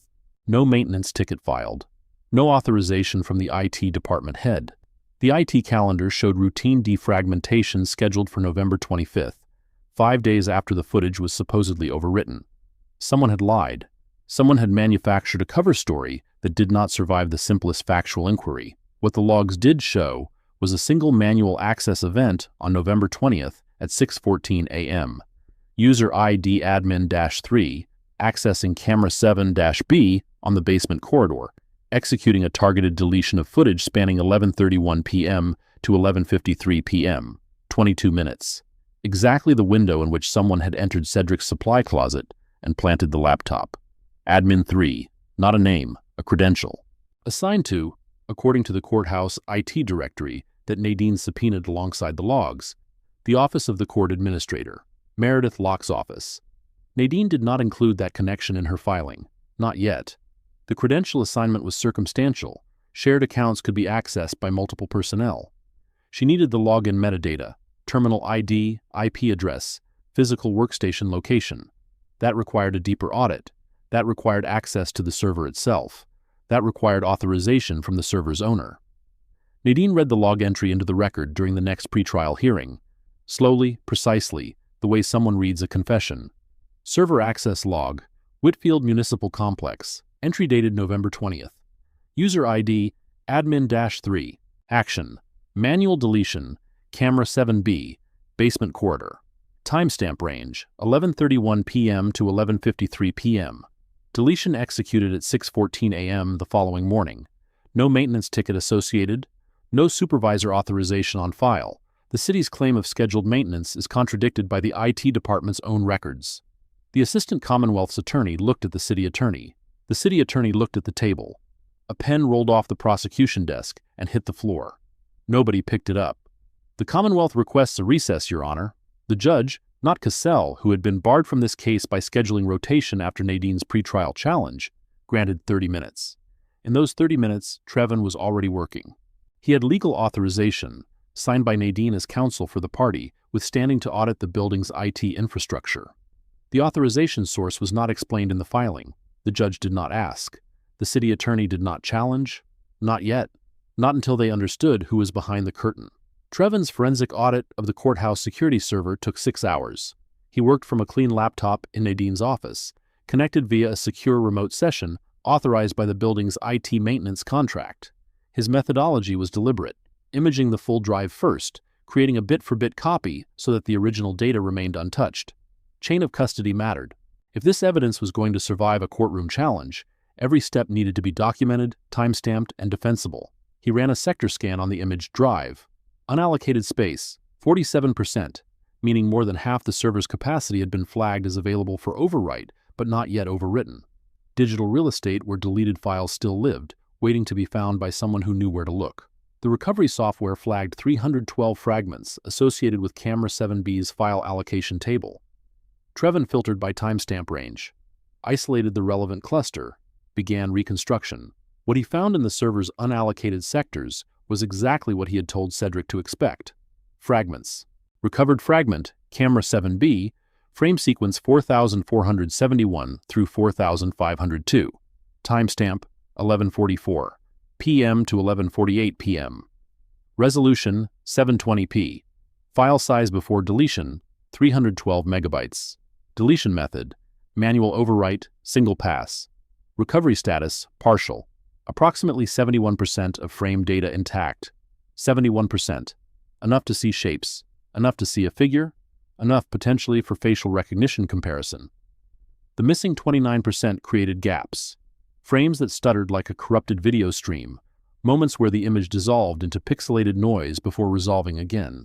But the intact frames were clear, sharp, damning. Trevin saved the recovered data to an encrypted external drive, labeled it with case number, date, time of recovery, and his own digital signature, a SHA 256 hash that would prove the file had not been modified after extraction. He created a second copy, stored it in a separate location. Standard forensic protocol. Never have only one copy of evidence that someone has already tried to destroy once. But Trevin did not process the facial data yet, did not enhance the frames, did not match the figure to anyone in any database. Not yet. Because Cedric had taught him, through years of watching, of quiet example, of the discipline that came from whatever training Cedric never discussed, that timing is everything. That revealing too much too soon is the same as revealing nothing at all. The recovered footage existed. It was authenticated, it was preserved. What it showed, and who it showed doing what, would wait for the right courtroom, the right audience, and the right moment. Meanwhile, Nadine dismantled Sattler's complaints with the methodical precision of a demolition expert. Complaint number 2. Unauthorized access at 9:15 p.m. Badge log. Cedric entered at 10:32 p.m. Discrepancy, 1 hour and 17 minutes. Exhibit C, Nadine read aloud during the next hearing. Contractor badge access log, Whitfield Municipal Complex. Employee ID, JC-0-1-17, Hollowell, Cedric. Entry timestamp, October 14th, 10:32 p.m. Complaint filed by Clerk Sattler alleges unauthorized access at 9:15 p.m., 1 hour and 17 minutes before the defendant entered the building. Complaint number 3, unapproved cleaning chemicals. MSDS comparison. The products Sattler listed belonged to the Henrico County Administration Building, not the Whitfield Complex. Different building, different inventory, different county. The chemicals cited in Complaint 3 do not appear on the Whitfield Complex Material Safety Data Sheet, Nadine continued. They appear on the Henrico County Administration Building's MSDS, a facility located 12 miles from the Whitfield Complex. Clerk Sattler either copied the wrong document or deliberately cited products he knew were not present in order to fabricate a safety violation. The hearing room was quiet. The kind of quiet that forms when the people in a room begin to understand that the story they believed is not the story that happened. And then, during a brief recess, a moment that did not appear in any filing or transcript, but that Cedric would remember long after the legal proceedings had concluded, Warren Gaines, the city facilities manager, a man whose job included overseeing every maintenance contract in every municipal building in Richmond, approached Cedric in the hallway outside the hearing room. Gaines was nervous. He looked left, then right, then at Cedric. His hands were in his pockets, clenched around something invisible. "Mr. Hollowell." Not Cedric, not the janitor, Mr. Hollowell, said with a weight that did not match the context. A facilities manager addressing a custodial contractor does not use formal titles with that degree of deference, that degree of recognition, that degree of someone acknowledging what they know but cannot say. "I just want you to know. Some of us don't agree with how this has been handled." Cedric looked at Gaines, at the clenched pockets, at the nervous eyes. "I appreciate that, Mr. Gaines. If there's anything I can—" Gaines stopped, swallowed. "I mean, if there's anything the facilities office can do to support the process. You have my number." "I do." Gaines nodded. Quick, sharp, the nod of a man retreating from a conversation he was not sure he should have started. He turned and walked back into the hearing room. Cedric watched him go, then opened his notebook. Wrote, December 12th, 11:04 a.m. Gaines Warren, facilities manager. Approached in hallway. Used Mr. Hollowell. Unprompted, formal, offered support. Body language, nervous, guarded, aware of something he did not state. Below it, he added a single question mark. Then he closed the notebook, slid it into his back pocket, and walked back into the hearing that was slowly, methodically, irreversibly tearing apart the case the Whitfield Municipal Complex had built against its janitor. The case was crumbling. The complaints were fiction. The footage was recoverable. The badge logs told a different story than the one the courthouse wanted told. But the biggest revelation, the one that would make Judge Vernon Cassell's arrogance collapse into something cold and terrified and very, very small, was still hidden. Still waiting in the Articles of Organization of a holding company filed with the Virginia State Corporation Commission. Still sitting in the lease agreement that generated $4.2 million a year for a man who drove a 2009 Honda Civic and mopped floors at night because he believed that owning a building meant knowing every inch of it. Still folded into the identity of a man who had endured 2 months of harassment, 1 wrongful arrest, 1 bruised forearm, 1 cracked temple, and 1 very public humiliation in the courtroom he owned, and who had responded to all of it the same way, by opening a notebook, writing 1 line, and cleaning the next floor. But the notebook was not the only record.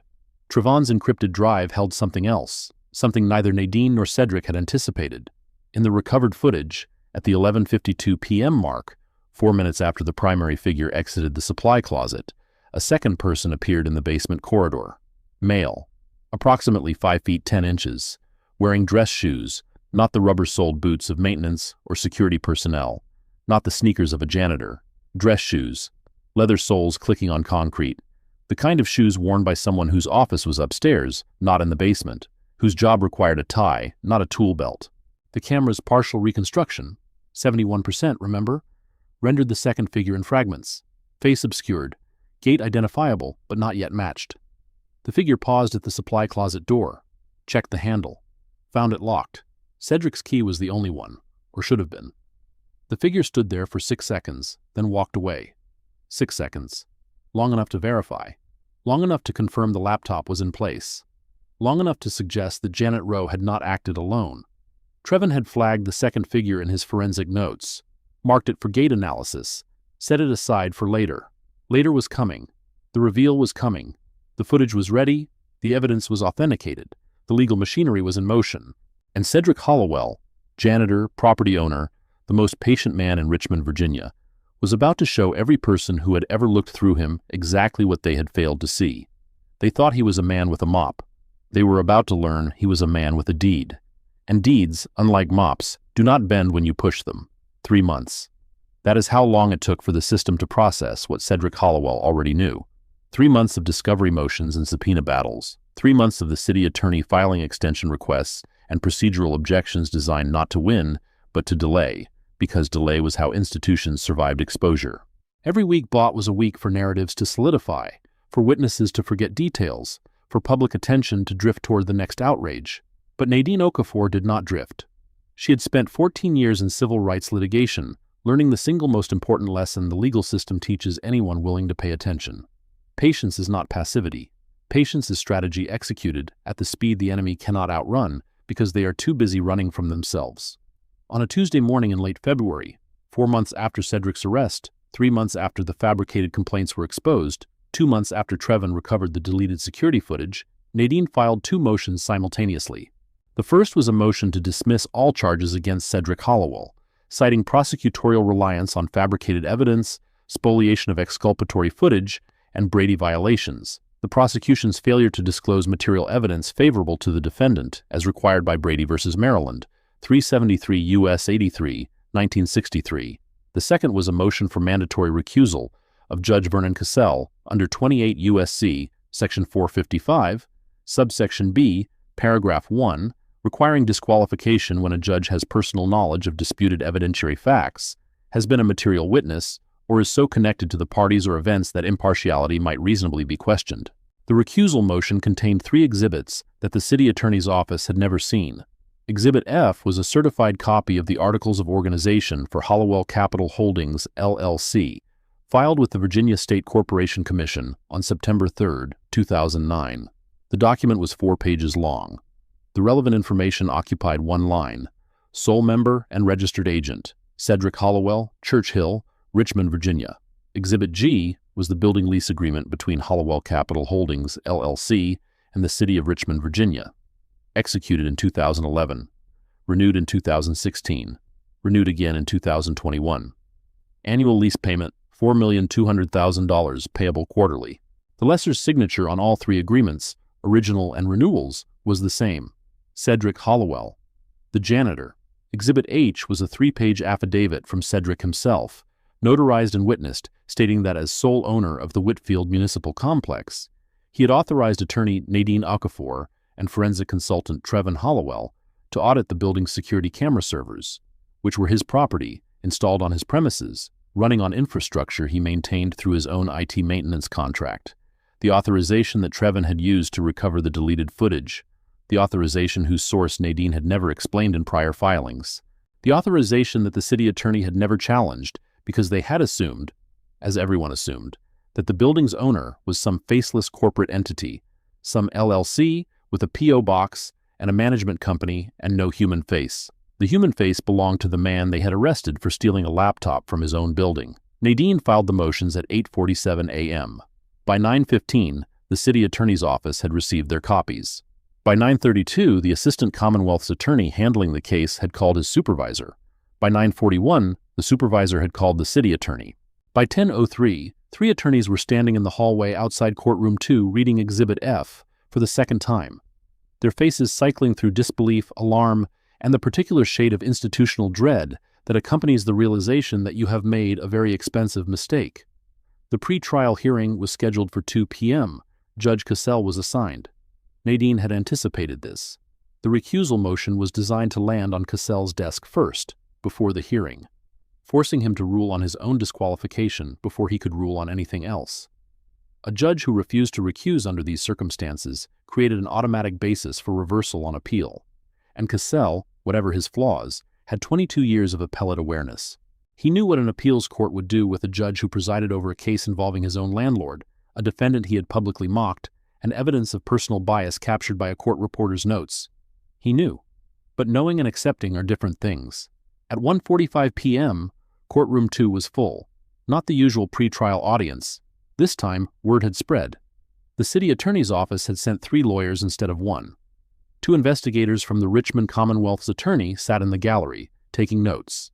A reporter from the Richmond Times-Dispatch occupied the back row, having received a tip from a source Nadine would never publicly identify. Cedric sat at the defense table in a gray suit, the one from the dry-cleaning plastic in his closet, worn for the first time in years. His cracked glasses had been replaced. The bruise on his temple had faded to a yellowish shadow. He looked, for the first time since this ordeal began, like someone who had prepared for a specific moment and recognized it when it arrived. Trevin sat in the second row of the gallery, laptop bag at his feet, external drive in his jacket pocket, face composed into the particular stillness of someone holding a weapon they have not yet been asked to draw. Judge Cassell entered from chambers, robed, glasses in place. He ascended the bench, opened the docket folder, and read the top sheet. His eyes stopped moving. He read it again.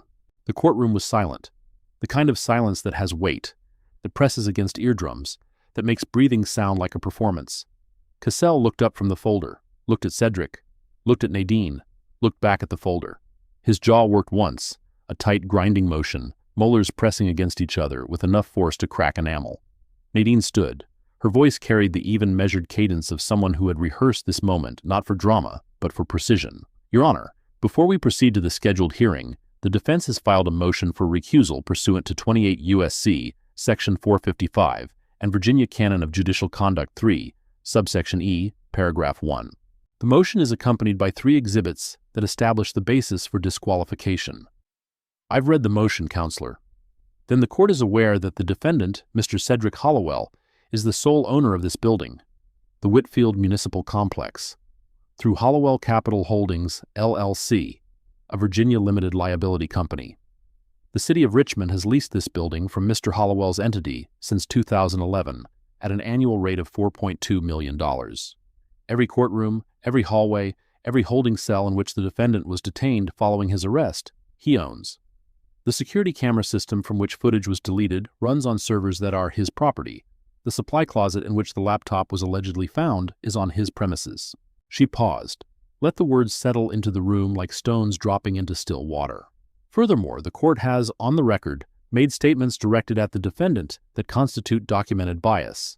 On October 3rd, this court told Mr. Hollowell, and I quote from the court reporter's certified transcript, "You are a janitor. You clean what we tell you to clean." On November 20th, during arraignment, this court stated, "Back already, Mr. Hollowell. I suppose the mop couldn't keep you out of trouble." These statements, made in open court and preserved in the official record, establish a pattern of personal animus that creates a reasonable question regarding impartiality, the precise standard for mandatory recusal under both federal and Virginia law. Castle's face had changed. The flush of anger was gone. In its place was something paler, tighter, the expression of a man who has just been shown the dimensions of the hole he has dug for himself and realizes it is exactly his own shape. The gallery stirred, not with whispers, with the absence of them. 80 people holding their breath simultaneously creates a pressure differential that is almost physical. The reporter in the back row had stopped writing. The 2 investigators from the Commonwealth's attorney's office exchanged a glance that communicated in the private shorthand of professionals who have just witnessed something that will generate months of paperwork. Cassell gripped the edge of the bench. His knuckles whitened.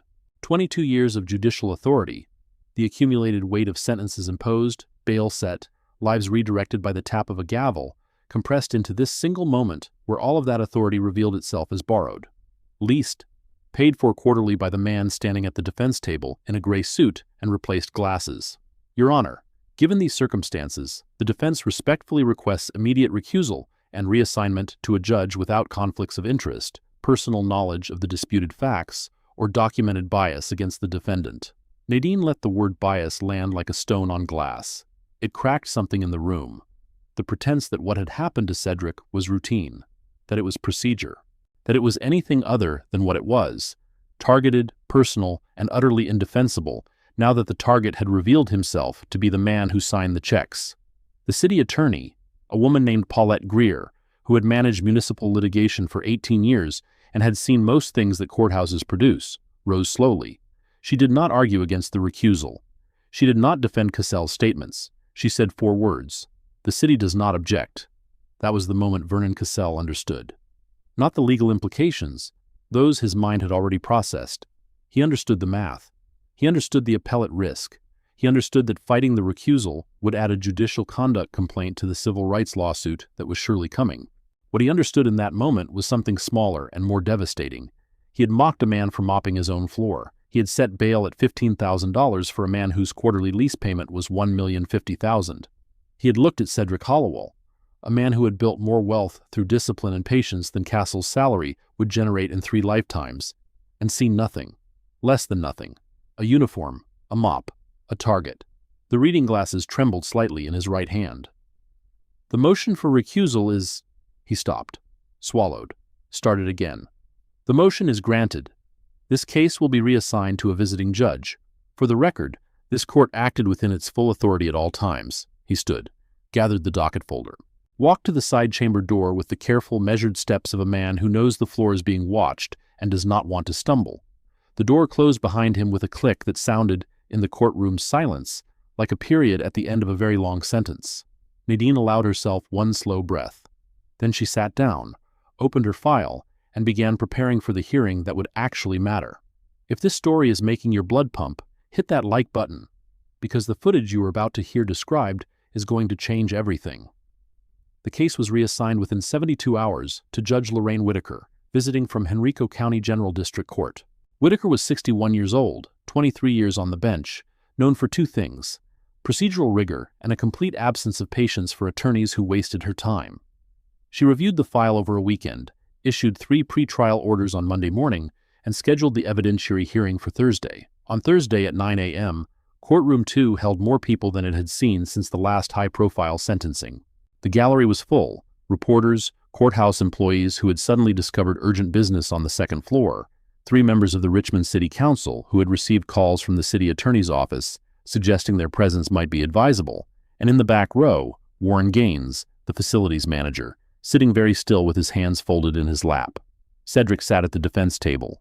Same gray suit, same replaced glasses, same notebook in his jacket pocket, though he had not opened it once since the hearing began.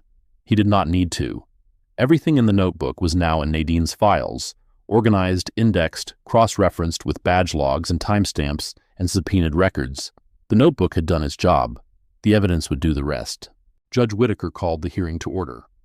We're here on the defense motion to dismiss the charge of grand larceny against Mr. Cedric Hollowell. Ms. Okafor, present your evidence. Nadine stood. Your Honor, the defense will present 3 categories of evidence. First, documentary evidence establishing that the complaints underlying the investigation were fabricated. Second, forensic evidence establishing that courthouse security footage was deliberately deleted to conceal the actual events surrounding the laptop's placement. Third, recovered footage identifying the individual who placed the laptop in Mr. Hollowell's supply closet. Proceed. The documentary evidence took 40 minutes. Nadine walked through each fabricated complaint with surgical precision. The badge log that contradicted the access time, the MSDS sheets from the wrong building, the missing supervisor countersignatures. She entered exhibits. She cited dates. She read receipts. Exhibit C, contractor badge access log, Whitfield Municipal Complex. Employee ID, JC-0-1-17, Hollowell Cedric. Entry timestamp, October 14th, 10:32 p.m. Complaint filed by Clerk Craig Sattler alleges unauthorized access at 9:15 p.m. The defendant was not in the building when the alleged violation occurred. He was at a gas station on Broad Street. We have the receipt, Exhibit C2, showing a fuel purchase at 9:21 p.m., 12 minutes from the courthouse. The Assistant Commonwealth's attorney, a man named Devlin, who had inherited the case from the original prosecutor and clearly wished he had not, did not object. He took notes. His pen moved slowly, the way a pen moves when its owner is calculating how to exit a situation with minimal damage. The forensic evidence took longer. Nadine introduced the subpoenaed IT maintenance logs, read the admin-3 deletion entry into the record, the same entry she had read in the prior hearing, but this time with additional context. Your Honor, the defense subpoenaed the IT credential directory for the Whitfield Municipal Complex. Admin-3 is a shared administrative credential assigned to the Office of the Court Administrator. According to the directory, the credential is accessible from 3 terminals: the administrator's desktop workstation, the IT closet workstation on the 3rd floor, and the building management console in the security office. She paused. The deletion was executed at 6:14 a.m. on November 20th. At 6:14 a.m., the administrator's desktop workstation was logged as powered off.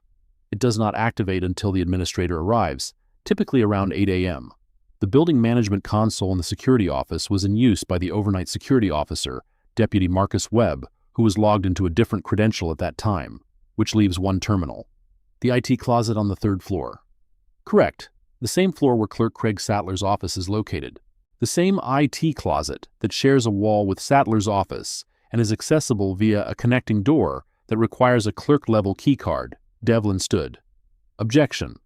Counsel is implying a specific individual without direct evidence of that individual's presence. Judge Whitaker looked at Nadine. Ms. Okafor? Your Honor, we are not claiming identity at this time. We are establishing the physical constraints of access, which terminal was used, and who had proximity. The footage will speak for itself. Overruled. Continue. And then the footage. Trevin was called to the witness stand as a forensic consultant. He was sworn in, stated his qualifications: Bachelor of Science in Computer Science from Virginia Commonwealth University, Offensive Security Certified Professional, Certified Ethical Hacker, 4 years of professional experience in digital forensics and cybersecurity, and described his methodology. I imaged the full surveillance server drive on December 14th, creating a bit-for-bit forensic copy. The imaging process was witnessed by attorney Nadine Okafor and documented with timestamps and hash verification, SHA 256, confirming the copy was identical to the original. I then conducted a sector-by-sector analysis of unallocated space on the image drive, focusing on file fragments associated with Camera 7B's recording directory. And what did you recover? Partial footage, approximately 71% of the original file. The deletion used a single-pass overwrite method, which is insufficient to destroy data on modern magnetic drives. Frame sequences 4471 through 4502 were substantially intact. Timestamp range 11:44 p.m. to 11:48 p.m. on November 19th. Is this footage authentic? The recovered frames contain embedded metadata consistent with the courthouse's DVR system. Resolution, codec, frame rate, and camera identifier all match the system's documented specifications. The timestamps are synchronized with the server's system clock, which is calibrated to NIST Atomic Time Standard. There is no evidence of fabrication, splicing, or post-production modification. I have provided a chain of custody affidavit documenting every step from imaging to recovery to presentation. Judge Whitaker leaned forward. Play the footage. The courtroom's projector screen descended from the ceiling. Trevin connected his laptop to the courtroom's presentation system. The screen flickered, then resolved into a grainy, partially reconstructed image of a basement corridor. 11:44 p.m. A figure enters the frame from the right side. Female, medium build, wearing a dark uniform consistent with courthouse bailiff attire. She carries a laptop bag in her left hand. Black nylon, consistent in size and shape with the bag recovered from Cedric's supply closet. 11:45 p.m. The figure walks to the supply closet door, reaches into her right pocket, produces a key, not a standard building key, a master key, the kind issued to security and bailiff personnel for emergency access to all building spaces. 11:46 p.m. The figure unlocks the closet door, enters. The footage gaps here, a burst of pixelated noise where the 29% data loss interrupts the image. When the footage resolves again, the timestamp reads 11:47 p.m. 11:47 p.m. The figure exits the closet. No laptop bag. Her left hand is empty. 11:48 p.m. The figure pauses, turns, looks directly at camera 7B. A brief upward glance, the kind of look someone gives a camera when they are checking whether it is active. Then she turns and walks toward the stairwell, disappears from frame, The courtroom was absolutely silent. The projection screen held the final frame, a frozen image of an empty hallway, the supply closet door closed, the laptop bag now inside, the evidence planted, the crime committed in 4 minutes of footage that someone had paid to erase, and a 28-year-old software engineer had recovered from the digital equivalent of a shallow grave. In the gallery, Council Member Pratt pressed his hand flat against his knee. Hard. The gesture of someone restraining himself from standing and saying something that would get quoted in tomorrow's paper. Warren Gaines, the facilities manager, stared at the floor between his shoes. He had known. Not the details, not the laptop, not the footage, not the specific choreography of the frame job, but he had known something was wrong. Had known it when Locke circulated her memo. Had known it when Sattler's complaints appeared on the bulletin board. Had known it when he approached Cedric in the hallway and said Mr. Hollowell with the weight of apology he was not brave enough to speak aloud. He had known, and he had done nothing except offer a first name and a phone number and the promise of support that required someone else to do the supporting. The knowledge sat in his chest like a stone. It would sit there for months. Trevin's voice continued, steady, clinical. I conducted a facial recognition comparison between the recovered footage and the courthouse personnel identification database, which was obtained through subpoena. The analysis returned a match confidence of 94.2%. The individual in the footage is consistent with bailiff Janet Rowe, badge number 1147. Nadine let the number settle into the room. Then, Your Honor, the footage shows bailiff Janet Rowe entering Mr. Hollowell's supply closet with a laptop bag at 11:46 p.m. and exiting without it 1 minute later. This is the same laptop bag that was discovered during the so-called random inspection the following morning. The same laptop bag that served as the sole basis for Mr. Hollowell's arrest and prosecution. She turned to face Devlin. The laptop was not stolen by Mr. Hollowell. It was placed in his closet by a courthouse employee. The footage was then deleted from the server to conceal this fact. And the defendant was arrested, booked, shackled, shoved into a wall by the arresting officer, held overnight, and arraigned before a judge who publicly mocked him, all based on fabricated evidence that this footage definitively disproves. Devlin did not stand. He sat very still, pen motionless on his notepad, and looked at the projection screen where the final frame of the recovered footage, Janet Rowe's face, partially reconstructed, looking up at a camera she thought was not recording, hung like an accusation. Your Honor, Devlin's voice was quiet. The Commonwealth moves to dismiss all charges against Mr. Cedric Hollowell. In the interest of justice, Judge Whitaker nodded. Once. The motion to dismiss is granted. Mr. Hollowell, you are free to go. All records of this arrest will be expunged. She removed her glasses, set them on the bench, and looked at both counsel tables with an expression that combined judicial restraint with something very close to disgust. The court notes, for the record, that the evidence presented today raises serious questions about the conduct of multiple courthouse personnel. These questions warrant independent investigation by the appropriate authorities. I will be referring this matter to the Richmond Commonwealth's attorney and the Virginia State Police. She turned to Cedric. Mr. Hollowell, you have been extraordinarily patient. The court regrets the circumstances that brought you here. Cedric nodded. Thank you, Your Honor. 2 words, the same economy of speech he had maintained throughout, through the insults, the fabricated complaints, the grabbed arm, the cracked temple, the shackled arraignment, the 3 months of legal grinding that followed. 2 words, offered with the quiet dignity of a man who had never needed the court's validation to know his own worth. Nadine filed 5 separate actions within 72 hours of the dismissal. First, a formal complaint to the Judicial Conduct Board of Virginia against Judge Vernon Cassell, citing documented bias, prejudicial statements, failure to recuse when conflicted, and setting excessive bail in apparent retaliation for prior personal interactions with the defendant. The complaint included certified transcripts from both the October courtroom confrontation and the November arraignment, authenticated by court reporter Priya Desmond. Second, a criminal referral to the Richmond Commonwealth's attorney regarding bailiff Janet Rowe, Virginia Code Section 18.2-152.5, computer fraud for participation in the deletion or concealment of security footage, and Section 18.2-178, filing false reports in connection with the fabricated theft allegation. Third, a criminal referral regarding clerk Craig Sattler, same statute, Section 18.2-178, for knowingly filing false maintenance complaints containing fabricated dates, falsified chemical inventories, and manufactured access violations. Fourth, a civil rights lawsuit under 42 U.S.C. Section 1983 against Deputy Harlan Teague, Meredith Locke, Officer Bryce, and the City of Richmond, alleging a pattern of racially motivated harassment, unlawful detention, excessive force during arrest, and malicious prosecution.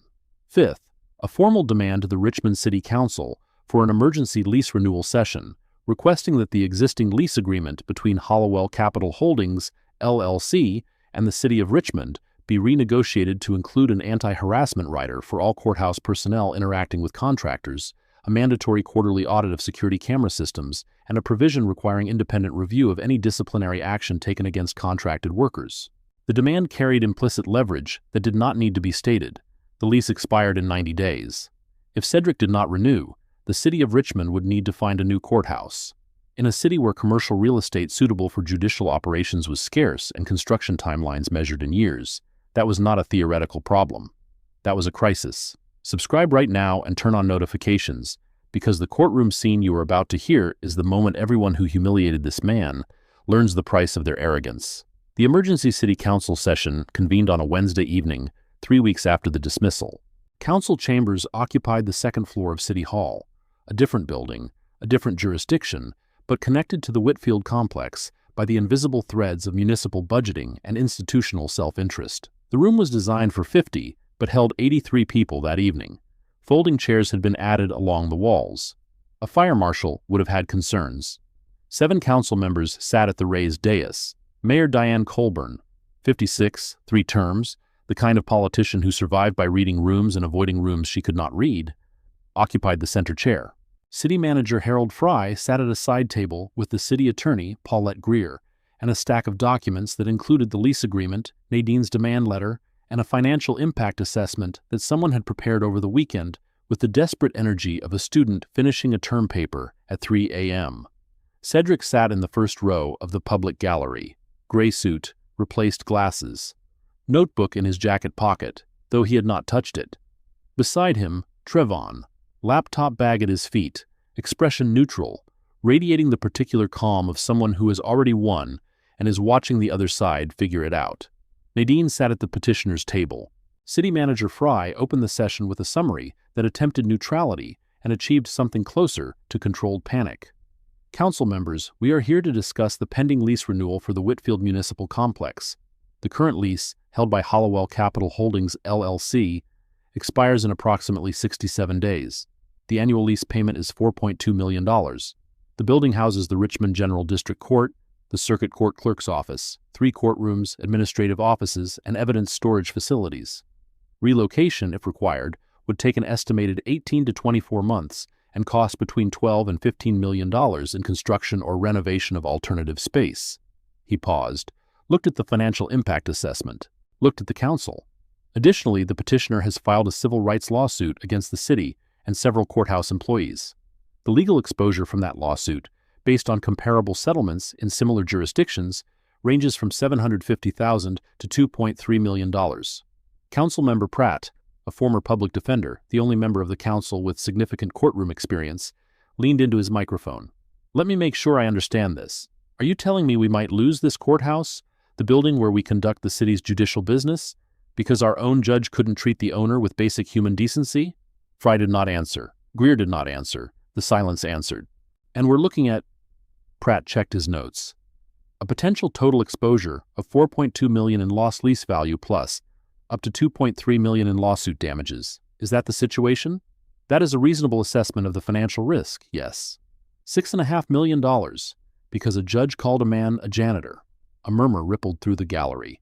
Councilmember Aldridge, the fiscal conservative who voted against every expenditure that exceeded projected budgets, closed his eyes and pinched the bridge of his nose.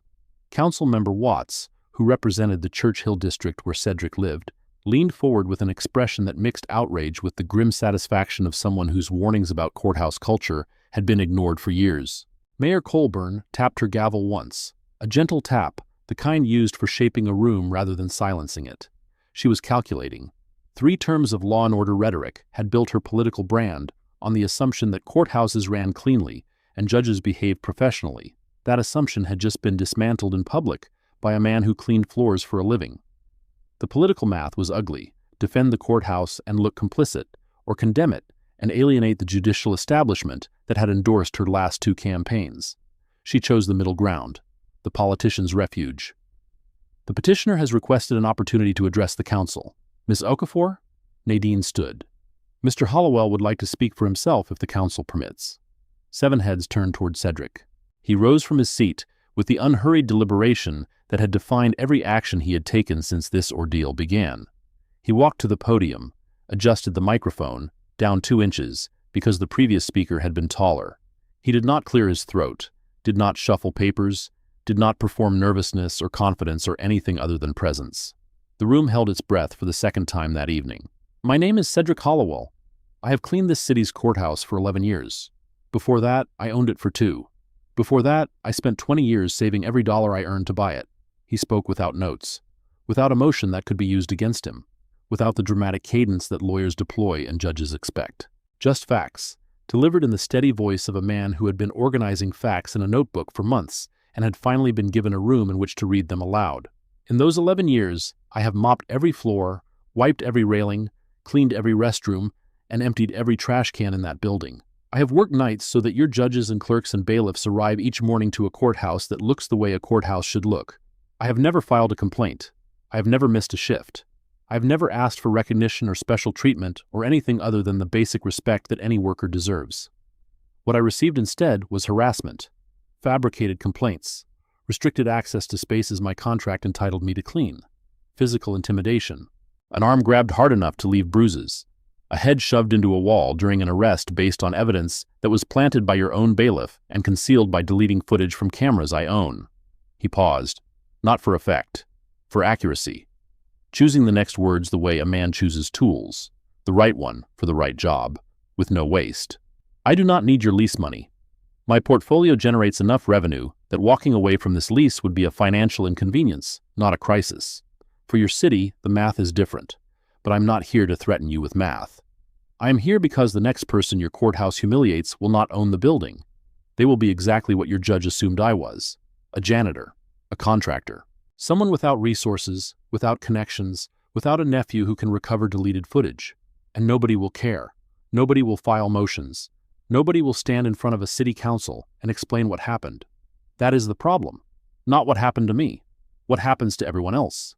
He stepped back from the podium, returned to his seat, sat down. The entire statement had taken less than 4 minutes. He had not raised his voice once, had not pointed fingers, had not named names.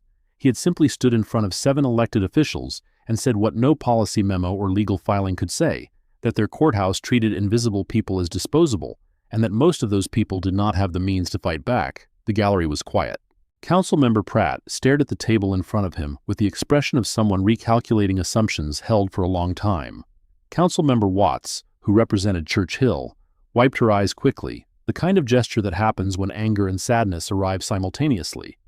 Mayor Colburn's mouth was slightly open, caught between the political instinct to respond and the human recognition that no response was adequate. In the back row, a woman Cedric did not recognize was crying openly. She wore a custodial uniform from a different municipal building, the blue polo of the Richmond Public Works Department. She had come after reading about the session in the newspaper.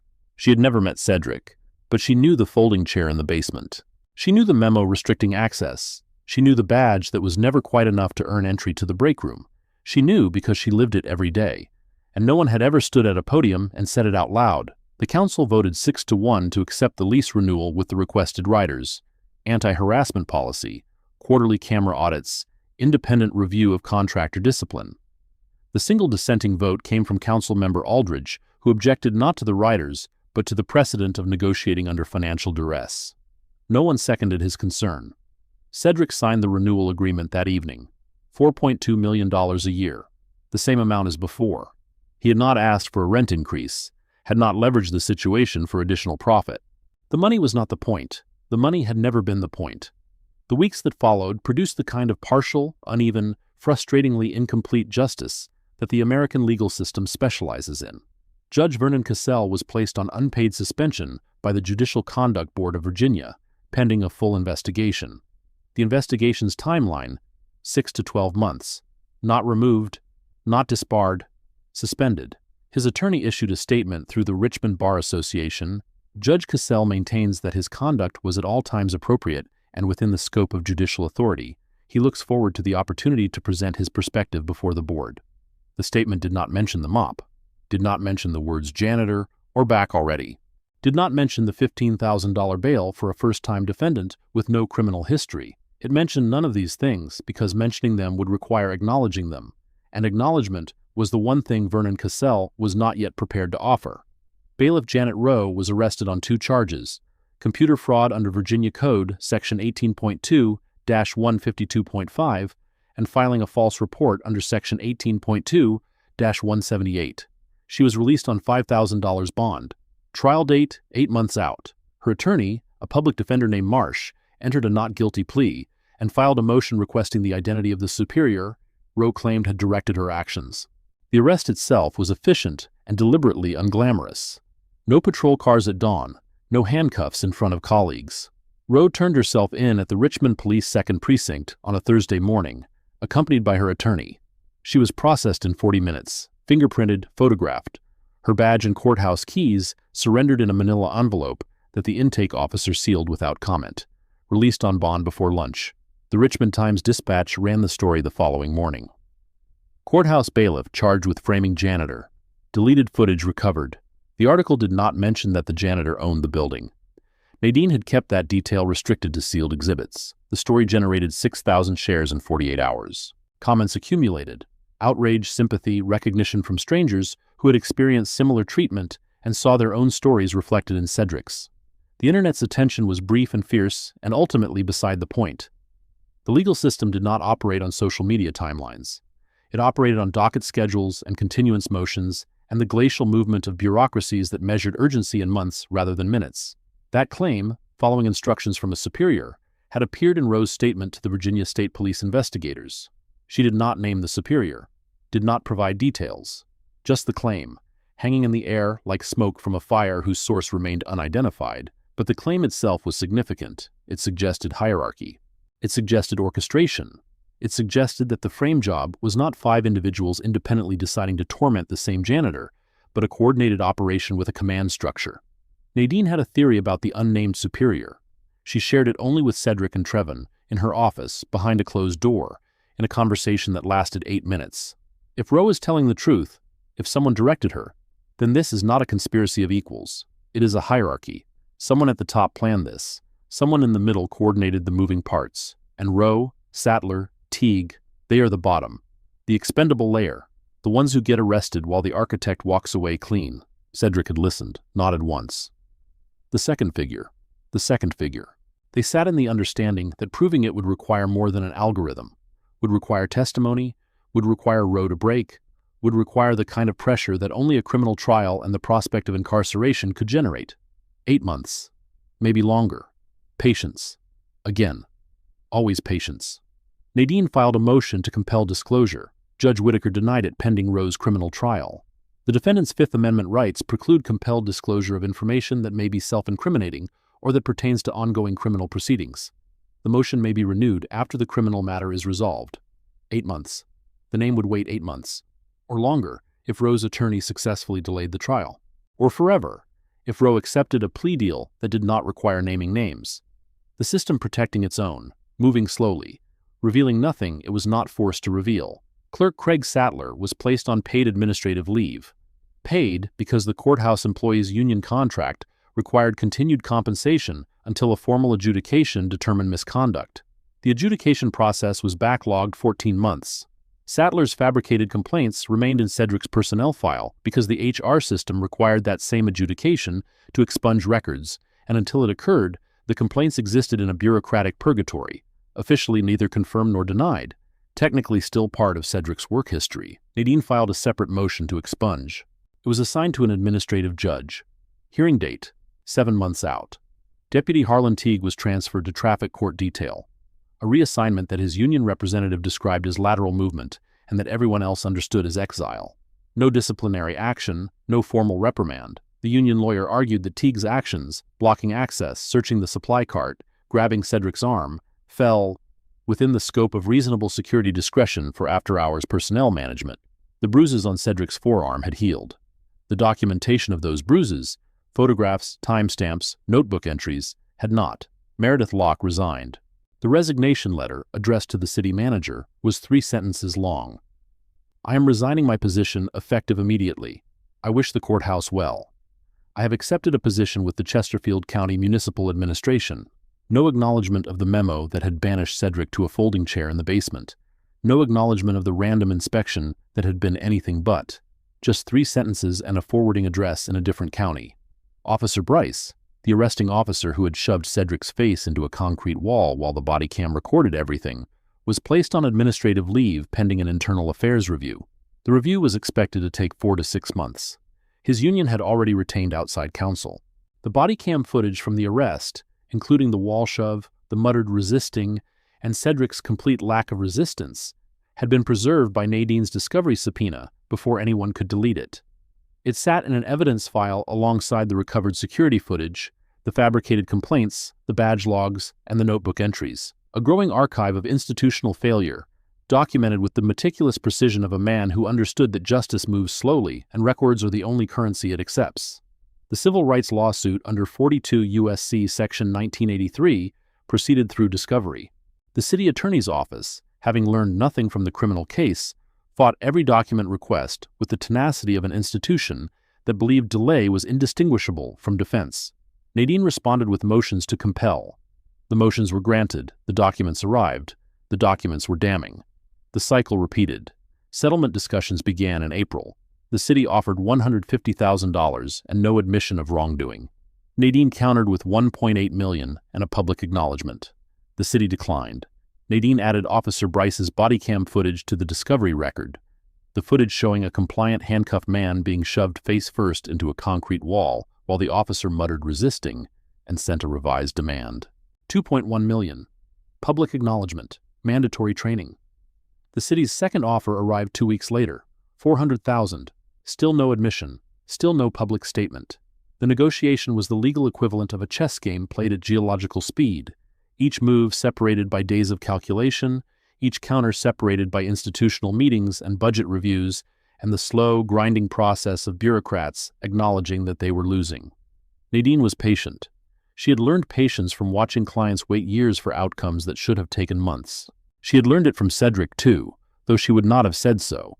The man's discipline was infectious, the kind of calm that made everyone around him either calmer or more agitated, depending on which side of the table they occupied. The case continued. Discovery expanded. Documents arrived in batches. The documents were damning. The cycle repeated. On a Thursday evening in late March, the first warm night of spring, the air carrying the faint sweetness of dogwood blossoms from the Capitol grounds, Cedric returned to work. Same Honda Civic, same service entrance, same badge scan, 9:47 p.m. Same supply closet, though the laptop bag was long gone, logged into evidence, its shelf space now occupied by a fresh case of glass cleaner. A new security camera had been installed in the basement corridor, one of the quarterly audit provisions from the lease writer. It pointed directly at the supply closet door, red recording light blinking in the darkness. Cedric looked at the camera. The camera looked back. He nodded. A small gesture, private, the acknowledgement of a change that had required his arrest to achieve. He loaded his cart, spray bottles, label forward, mop heads, sorted, inventory sheet, clipped. The basement corridor was quiet. The fluorescent tubes hummed their low electric hymn. The smell of concrete and cleaning solution mixed into something familiar. Something like home, if home was a building you owned and cleaned and knew from the inside out. He began his route. First floor, lobby, restrooms. The marble floor took 42 minutes. No coffee stain tonight. The security guard at the front desk, a new hire, replacing Morrison, who had been reassigned, nodded as Cedric passed. Not a loaded nod. Not the suspicious surveillance nod that Morrison had deployed. Just a nod. One worker acknowledging another. Simple, unremarkable, revolutionary. Second floor. The hallway was empty. No Teague blocking the landing. No Sadler emerging from his office to file complaints about chemicals that did not exist. The judicial chamber's hallway stretched before him, clean and open, accessible for the first time in months, without confrontation. He mopped it in silence. Third floor. Administrative offices. The IT closet door was closed. A new lock had been installed, part of the security audit mandated by the lease writers. Cedric noted the lock, made a mental entry, did not write it in the notebook. The notebook had served its purpose. Courtroom 4. Last stop. The hardwood floor gleamed under fluorescent light. The jury box railing needed wiping. The bench, Judge Cassell's bench, or what had been Judge Cassell's bench before the suspension, was empty. Dust had accumulated on the gavel block. No one had used this courtroom since the reassignment. The nameplate on the bench still read, Honorable Vernon Cassell. No one had removed it, perhaps out of bureaucratic oversight, perhaps because removing a judge's nameplate felt like an admission that the system had failed in a way that nameplates were not designed to accommodate. Cedric wiped the bench with a microfiber cloth. Carefully, thoroughly, the way he wiped everything, with the attention of a man who believed that maintenance was a form of respect. He wiped around the nameplate without removing it. That was not his decision to make. He cleaned the surface. Someone else would decide whose name belonged there. When he finished, he stood in the center of the courtroom. His courtroom. The room where a judge had told him to put his mop down. The room where that same judge had mocked him in shackles. The room that existed because Cedric Hollowell had signed a piece of paper in 2011 that said, "This building belongs to me." He did not feel triumph. Triumph is for people who need the world to confirm what they already know. Cedric had never needed that. He had known who he was when he was mopping floors at the Henrico County Office Park, had known when he signed his first property deed with hands that still smelled of floor cleaner, had known when he walked into the Whitfield complex for the first time as an owner wearing a janitor's uniform, and had known every night since, through the insults, the restrictions, the grabbed arm, the cracked temple, the shackled walk through his own basement. He felt something quieter, something that did not have a word in English, but that might be translated roughly as the satisfaction of a man who has been underestimated his entire life and has learned to use that underestimation, not as a wound, but as a weapon. He wheeled his cart to the side door, paused beneath the brass-framed lease agreement in the corridor, read the first line, same as he had read it the first night, the night this story began. Hollowell Capital Holdings, LLC. His name, his building, his floor. He finished his shift at 5:12 a.m., drove the Honda Civic home through Richmond's pre-dawn streets, the city caught in that blue-gray hour between night and morning, when the traffic lights cycle through their patterns for no one, and the buildings stand in silhouette like monuments to whatever their owners believed was worth building. Parked in his usual spot, walked up the stairs to his apartment, set his keys on the table, hung his uniform in the closet, second hook from the left, same hook every night. On the shelf, the framed photograph, younger Cedric, two hands clasping, oversized scissors, a red ribbon falling, sat where it had always sat. The other person's face was still cropped out. But now, if you looked closely, you could see the edge of a building in the background. Limestone facade, tall windows, a date carved above the entrance, the Whitfield Municipal Complex, opening day, 2011. The ribbon Cedric had cut was for his own building. He had stood on that sidewalk in a new suit, the suit now hanging in dry cleaning plastic in his closet, and cut a ribbon for a courthouse that would house judges and clerks and bailiffs and defendants for the next decade and beyond. Then he had gone home, changed into his uniform, and returned that night to mop the floors. Because the ribbon was the ceremony. The mopping was the commitment. And Cedric Hollowell had never confused the two. Dale Fentress, the junior clerk who had once offered Cedric coffee and been told policy is policy, submitted his resignation 2 weeks after the council session. His exit interview, a formality that HR conducted with the enthusiasm of someone checking boxes, contained one notable answer. When asked why he was leaving, Fentress said, "Because I watched a good man eat lunch in his car in November while the rest of us sat in a warm lounge and pretended we didn't see him, and I didn't do anything about it until it was too late to matter. I don't want to be that person anymore." His resignation was processed without comment. His desk was reassigned within 3 days. The lounge where he had offered Cedric coffee continued to serve coffee to courthouse employees who no longer had a memo telling them contractors were unwelcome. Whether the absence of the memo changed the atmosphere of the lounge, whether a piece of paper's removal could undo what its presence had normalized, was a question no one was asking yet. Fentress took a position with a nonprofit legal aid organization in Scott's Addition. He never returned to the courthouse. Priya Desmond, the court reporter who had witnessed Cassell's October confrontation, provided a formal deposition for the civil rights lawsuit. Her testimony corroborated Cedric's notebook entries to the minute. Timestamps, exact quotes, the duration of the exchange. She also provided something the notebook did not contain, her own impression of the encounter. He spoke to Mr. Hollowell the way you speak to something you've stepped in, not a person, an inconvenience, I've reported hundreds of courtroom proceedings, and I have never heard a judge use that tone with anyone, defendant, attorney, or otherwise. It was personal, it was targeted, and it was the ugliest thing I've witnessed in 11 years of court reporting. Nadine asked a follow-up question. Did anyone else witness this exchange? The courtroom was otherwise empty, but the hallway security camera outside the side entrance would have captured Mr. Hollowell's exit and his emotional state. I don't know if that footage still exists. It did. Trevin had preserved it during the original server audit, part of his comprehensive imaging protocol. The footage showed Cedric exiting courtroom 4 at 10:49 p.m. on October 22nd, pausing in the hallway, opening his notebook, writing one line, closing the notebook, and continuing his route. His face, captured in the hallway camera's wide angle, showed nothing. Absolute composure. The face of someone for whom insult was not injury, but data.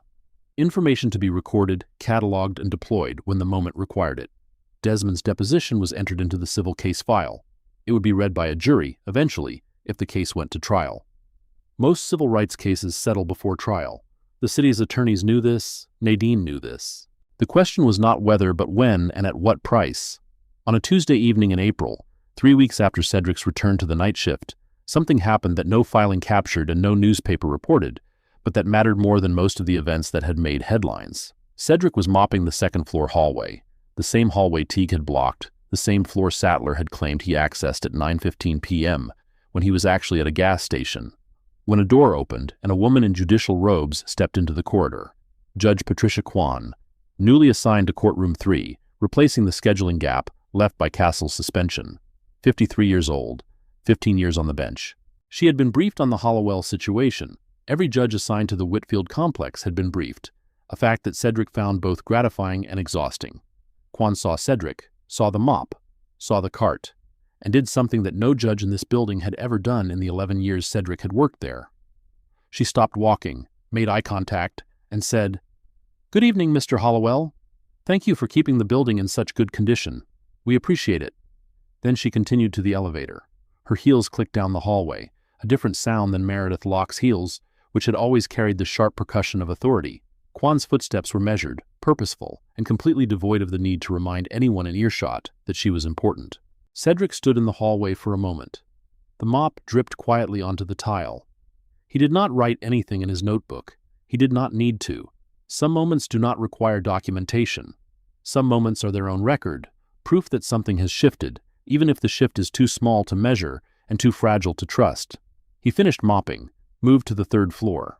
On a Saturday morning in April, 6 weeks after the dismissal, Trevon sat at his desk in his Fan District apartment staring at his laptop screen. He had been running a program he had built on a weekend, a gait analysis algorithm that compared walking patterns against a reference database using stride length, cadence, lateral displacement, and joint articulation angles extracted from video frame. The idea had come to him at 3 a.m. on a Tuesday, the way ideas come to engineers. Not as inspiration, but as an itch that would not stop until he scratched it with code. He had spent 42 hours building the algorithm, testing it against publicly available gait databases, calibrating the confidence thresholds until the false positive rate dropped below 2%. Then he had pointed it at the Whitfield complex footage. The recovered footage contained two figures. The first, Janet Rowe, had been identified, arrested, charged. The second remained unknown. Male, 5'10", dress shoes, face obscured by the camera's partial reconstruction, and a baseball cap that should not have been in a courthouse basement at 11:52 p.m. The baseball cap bothered Trevin more than any other detail. It was deliberate concealment, not the accidental face turn that happened when someone walked past a camera without thinking about it. This person knew the camera was there, knew its angle, wore a cap specifically to defeat overhead surveillance, which meant they had studied the camera layout, had planned their route, had taken the kind of precautions that suggested experience with avoiding documentation, the experience of someone who understood institutional surveillance because they worked within the institution. Trevon had enhanced the footage as far as the 71% reconstruction allowed. He had isolated the second figure's gait pattern. 37 usable frames, enough for a preliminary match if the reference data was good. The reference data was the courthouse's own security footage from other cameras on other days. Footage that had not been deleted, because whoever orchestrated the cover-up had been surgical about what to destroy and what to leave intact. They had deleted the basement corridor footage from the night of the planting. They had not deleted the lobby footage, the stairwell footage, the courtroom entrance footage from the weeks before and after. A smart decision. Deleting too much footage would have raised red flags during routine IT audits. But it was also the kind of smart decision that creates vulnerability, because every camera they left running was a camera that captured their normal walking pattern on normal days. Trevin had downloaded 3 months of undeleted footage through the same authorized access that had allowed the original forensic audit. He had extracted walking patterns for every person who regularly appeared in the Whitfield complex: judges, clerks, bailiffs, maintenance workers, attorneys, security personnel, visitors who appeared more than 3 times. 147 unique gate profiles. He ran the comparison. The algorithm processed for 11 minutes, cross-referencing 37 frames against 147 profiles, calculating stride-by-stride similarity scores, waiting for the camera angle differential between the basement corridor and the reference footage locations. Then it returned a single match. Confidence level, 87.6%. Below the threshold for courtroom admissible identification, which typically required 90% or higher in Virginia courts, but high enough to narrow the field from 147 to 1. High enough to tell Trevin a name. High enough to make his stomach drop when he read it. Because the name was not Rowe, was not Sattler, was not Locke or Teague or Cassell. The name belonged to someone who had never appeared in any complaint, any report, any filing, any deposition, any newspaper article related to Cedric's case. Trevon stared at the name on his screen. Then he picked up his phone. 3 rings, 4. Cedric answered on the 5th, the way he always answered, without greeting, just a held silence that meant I am listening. Uncle said, "We have a problem." Silence on the other end. The silence of a man whose patience was not exhaustion, but architecture. A structure built to hold weight that other people could not imagine carrying. What kind of problem? The second figure. From the footage. I ran the gate analysis. And? It matched. 87.6%. Not courtroom ready yet, but close. I need better reference footage to push it above 90. Who? Trevin looked at the screen one more time. At the name, at the badge number, at the personnel photo that accompanied the profile in the courthouse directory. It's not someone from the case, Uncle said. It's not Rowe. It's not Sattler. It's not Locke or Teague. He took a breath. It's someone who was never on our radar.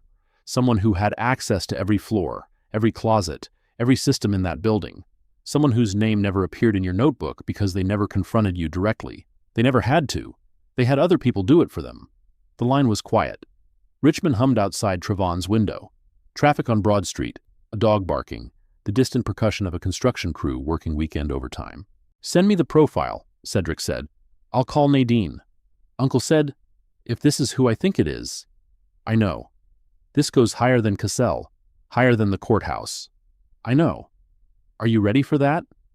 The question hung between them, between the nephew who fought with code and the uncle who fought with patience, between the young man's urgency and the older man's understanding that some fights do not end when you want them to, but when the evidence is ready. Send the profile, Cedric said again. And Trevin, back up everything. 3 copies, 3 locations, encrypted. Already done. Good. The line went dead. Trevin saved the gate analysis results to his encrypted drive, created 2 additional copies, stored them in separate locations, one physical, one cloud-based, one on a device that lived in a safe deposit box at a bank in Henrico County. Then he closed his laptop and sat in the silence of his apartment, thinking about the second figure in the hallway, about dress shoes on concrete, about 6 seconds at a closet door, about the kind of person who orchestrates a frame job not by getting their own hands dirty, but by ensuring that other people's hands are dirty enough to take the fall. Rowe had planted the laptop. Sattler had filed the complaints. Locke had conducted the inspection. Teague had provided the muscle. Cassell had provided the judicial contempt. But someone had coordinated all of it. Someone had arranged the moving parts.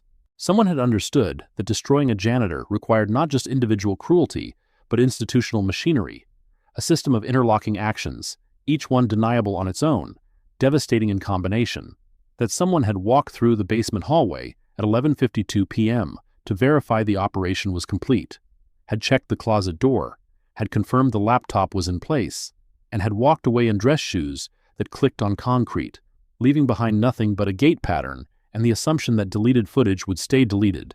The assumption was wrong. The footage existed. The algorithm had spoken. And the most patient man in Richmond, Virginia, was about to add one more name to a notebook that had never contained a single word about cleaning. Outside Trevon's window, the sun was setting over Richmond. The city's skyline caught the last light, glass and brick and limestone, buildings owned by people whose names appeared on leases and deeds and articles of organization.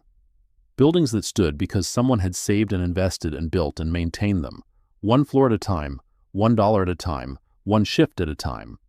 Among those buildings, visible from Trevon's window if you knew where to look, was the Whitfield Municipal Complex, limestone facade, tall windows, a brass-framed lease agreement in the lobby corridor. The lights were on inside. Someone was mopping the floors. The anti-harassment policy mandated by the new lease writers had been posted in every hallway, every break room, every entrance. Whether the policy would survive contact with institutional culture, whether words on paper could change behavior that words on paper had never prevented, remained an open question. The kind of question that takes years to answer. The kind of answer that depends not on policies, but on people. On whether the next janitor who walks into that building will be treated as a person or a problem. On whether the next judge who sees a mop will see the human being holding it. On whether the next time someone in power looks at someone without it, they will remember the story of a man who owned the floor they stood on and chose to mop it anyway. Not because he had to, but because he believed that knowing a building from the inside was the only way to truly own it. The lease was renewed. The policy was posted. The investigation continued. The trial dates stretched into the future like highway lanes converging toward a horizon that never quite arrives. Justice had moved. Slowly, imperfectly, incompletely. The way it always moves. One motion at a time, one exhibit at a time, one name at a time, but it had moved, and somewhere in Richmond, a man in a navy blue uniform was finishing his shift, wiping down a bench in courtroom 4, writing nothing in a notebook that had served its purpose, driving home in a 2009 Honda Civic to an apartment whose modesty was a choice, not a sentence. The stinger was still out there. The second figure, the unnamed superior, the gate analysis that needed 10 more percentage points to become courtroom evidence, the threads that connected a planted laptop to a deleted file to a pair of dress shoes in a basement hallway to a name that had never appeared in any complaint. And there were other threads, smaller ones, easier to overlook, harder to ignore. The Admin 3 credential that had been used to delete the footage, assigned to the office of the court administrator, Meredith Locke's office. But Locke had resigned, had taken a job in Chesterfield County, had walked away clean, without charges, without discipline, without even a formal interview from the Virginia State Police investigators who were building the case. Nadine had flagged this in a letter to the Commonwealth's attorney. The individual with primary access to the deletion credential has left the jurisdiction without being questioned. This office recommends preserving her personnel records and IT access history before the city's retention policy allows their destruction. The city had not responded. Sattler's fabricated complaints, still in Cedric's personnel file, 14 months from adjudication. A bureaucratic wound that refused to close because the system that inflicted it was the same system responsible for healing it, and systems do not heal wounds they do not acknowledge. The body cam footage from Officer Bryce's arrest, the wall shove, the muttered resisting, the complete absence of resistance, remained in an evidence file, waiting for the Internal Affairs Review to reach a conclusion that 4 months of investigation had not yet produced. Bryce remained on paid administrative leave. His union had filed 2 motions to dismiss the review on procedural grounds. Both had been denied. A third was pending, and then there was the letter. It arrived at Nadine's office on a Monday morning in late April, in a plain white envelope with no return address. Postmarked Richmond. Inside, a single sheet of paper, laser-printed, unsigned. Roe didn't act alone, you already know that. But the person who told her what to do isn't the person you think it is. Check the building maintenance contract, the original contract, not the one in the city files. The signature page was replaced in 2019. Ask yourself why. Nadine read the letter twice, placed it in an evidence bag, photographed it, forwarded the photograph to the Virginia State Police investigator assigned to the case with a note. Anonymous tip, unverified, but specific enough to warrant follow-up. Request, subpoena original building maintenance contract from Hollowell Capital Holdings, LLC, and compare signature pages with the version on file with the city. She called Cedric. Did you ever replace the signature page on your building maintenance contract? No. Has anyone ever asked you to? A pause. The kind of pause that contains a memory rising from storage. Not forgotten, just filed in a drawer that had not been opened until someone asked the right question. 2019. Someone from the city attorney's office called, said they needed an updated signature page for their records. Administrative housekeeping, they called it. I told them the contract was valid as written and didn't require updates. They didn't push. I didn't think about it again. Do you remember who called? I have the date. It's in my records. Of course it was. The man kept records the way other people kept breathing, automatically, constantly, without conscious decision. Send me everything, Nadine said. Date, time, caller ID if you have it, and Cedric, the original contract, the one with your signature. I need it. I'll bring it tomorrow. Bring Trevin too. The line went quiet. Not the silence of confusion, the silence of a man recognizing that the investigation he thought was winding down was actually widening, that the hole went deeper, that the notebook that had never contained a single word about cleaning, might need new pages. Tomorrow, Cedric said. Then he hung up. The story was not over. Stories like this never are. They do not end with gavels or settlements or policy writers. They end, if they end at all, when the last person who participated in the injustice faces the last consequence for it. And that process, in the American legal system, moves at the speed of institutions protecting themselves. But the foundation was laid. The evidence was preserved. The witnesses were on record. The anonymous letter sat in an evidence bag, pointing toward a signature page that someone had wanted replaced badly enough to call the building owner and ask. And the most patient man in Richmond, the man with the mop, the deed, and the notebook, had proven something that no court order could mandate and no policy could guarantee, that silence is not weakness, that patience is not surrender, that owning something, truly owning it, from the basement to the bench, means knowing it so well that no one can take it from you. Not with insults, not with fabricated complaints, not with planted evidence, not with shackles or walls or courtroom mockery. They had tried. Every tool in the institutional toolbox, every weapon in the bureaucratic arsenal. 5 people, coordinated by a 6th who still walked free, deployed against one man with a mop and a notebook. And in the end, the man with the mop was still standing, still cleaning, still owning every square inch of the floor beneath him. And somewhere in a safe deposit box in Henrico County, an encrypted drive held the gate analysis that would eventually, in 8 months, or 12, or however long patience required, put a name to the dress shoes in the basement hallway, a name that would explain who had turned a courthouse into a weapon and a janitor into a target. That name was coming. But for now, the lights were on in the Whitfield Municipal Complex. The floors were clean, the cameras were recording, and the man who owned it all was driving home in a 2009 Honda Civic, windows down, the spring air moving through the car like the first breath after a long time underwater. He had survived. He had won. Partially, imperfectly, the way winning works in the real world. And tomorrow, he would come back. Badge in at 9:47 p.m., load his cart, sort his mop heads, time his routes, clean every floor of the building that bore his family's name on a brass frame in the lobby, because that was the commitment, not the ribbon, not the deed, not the $4.2 million a year. The commitment was the mop, the microfiber cloth, the inventory sheet, the 5 a.m. finish, and the drive home in the dark.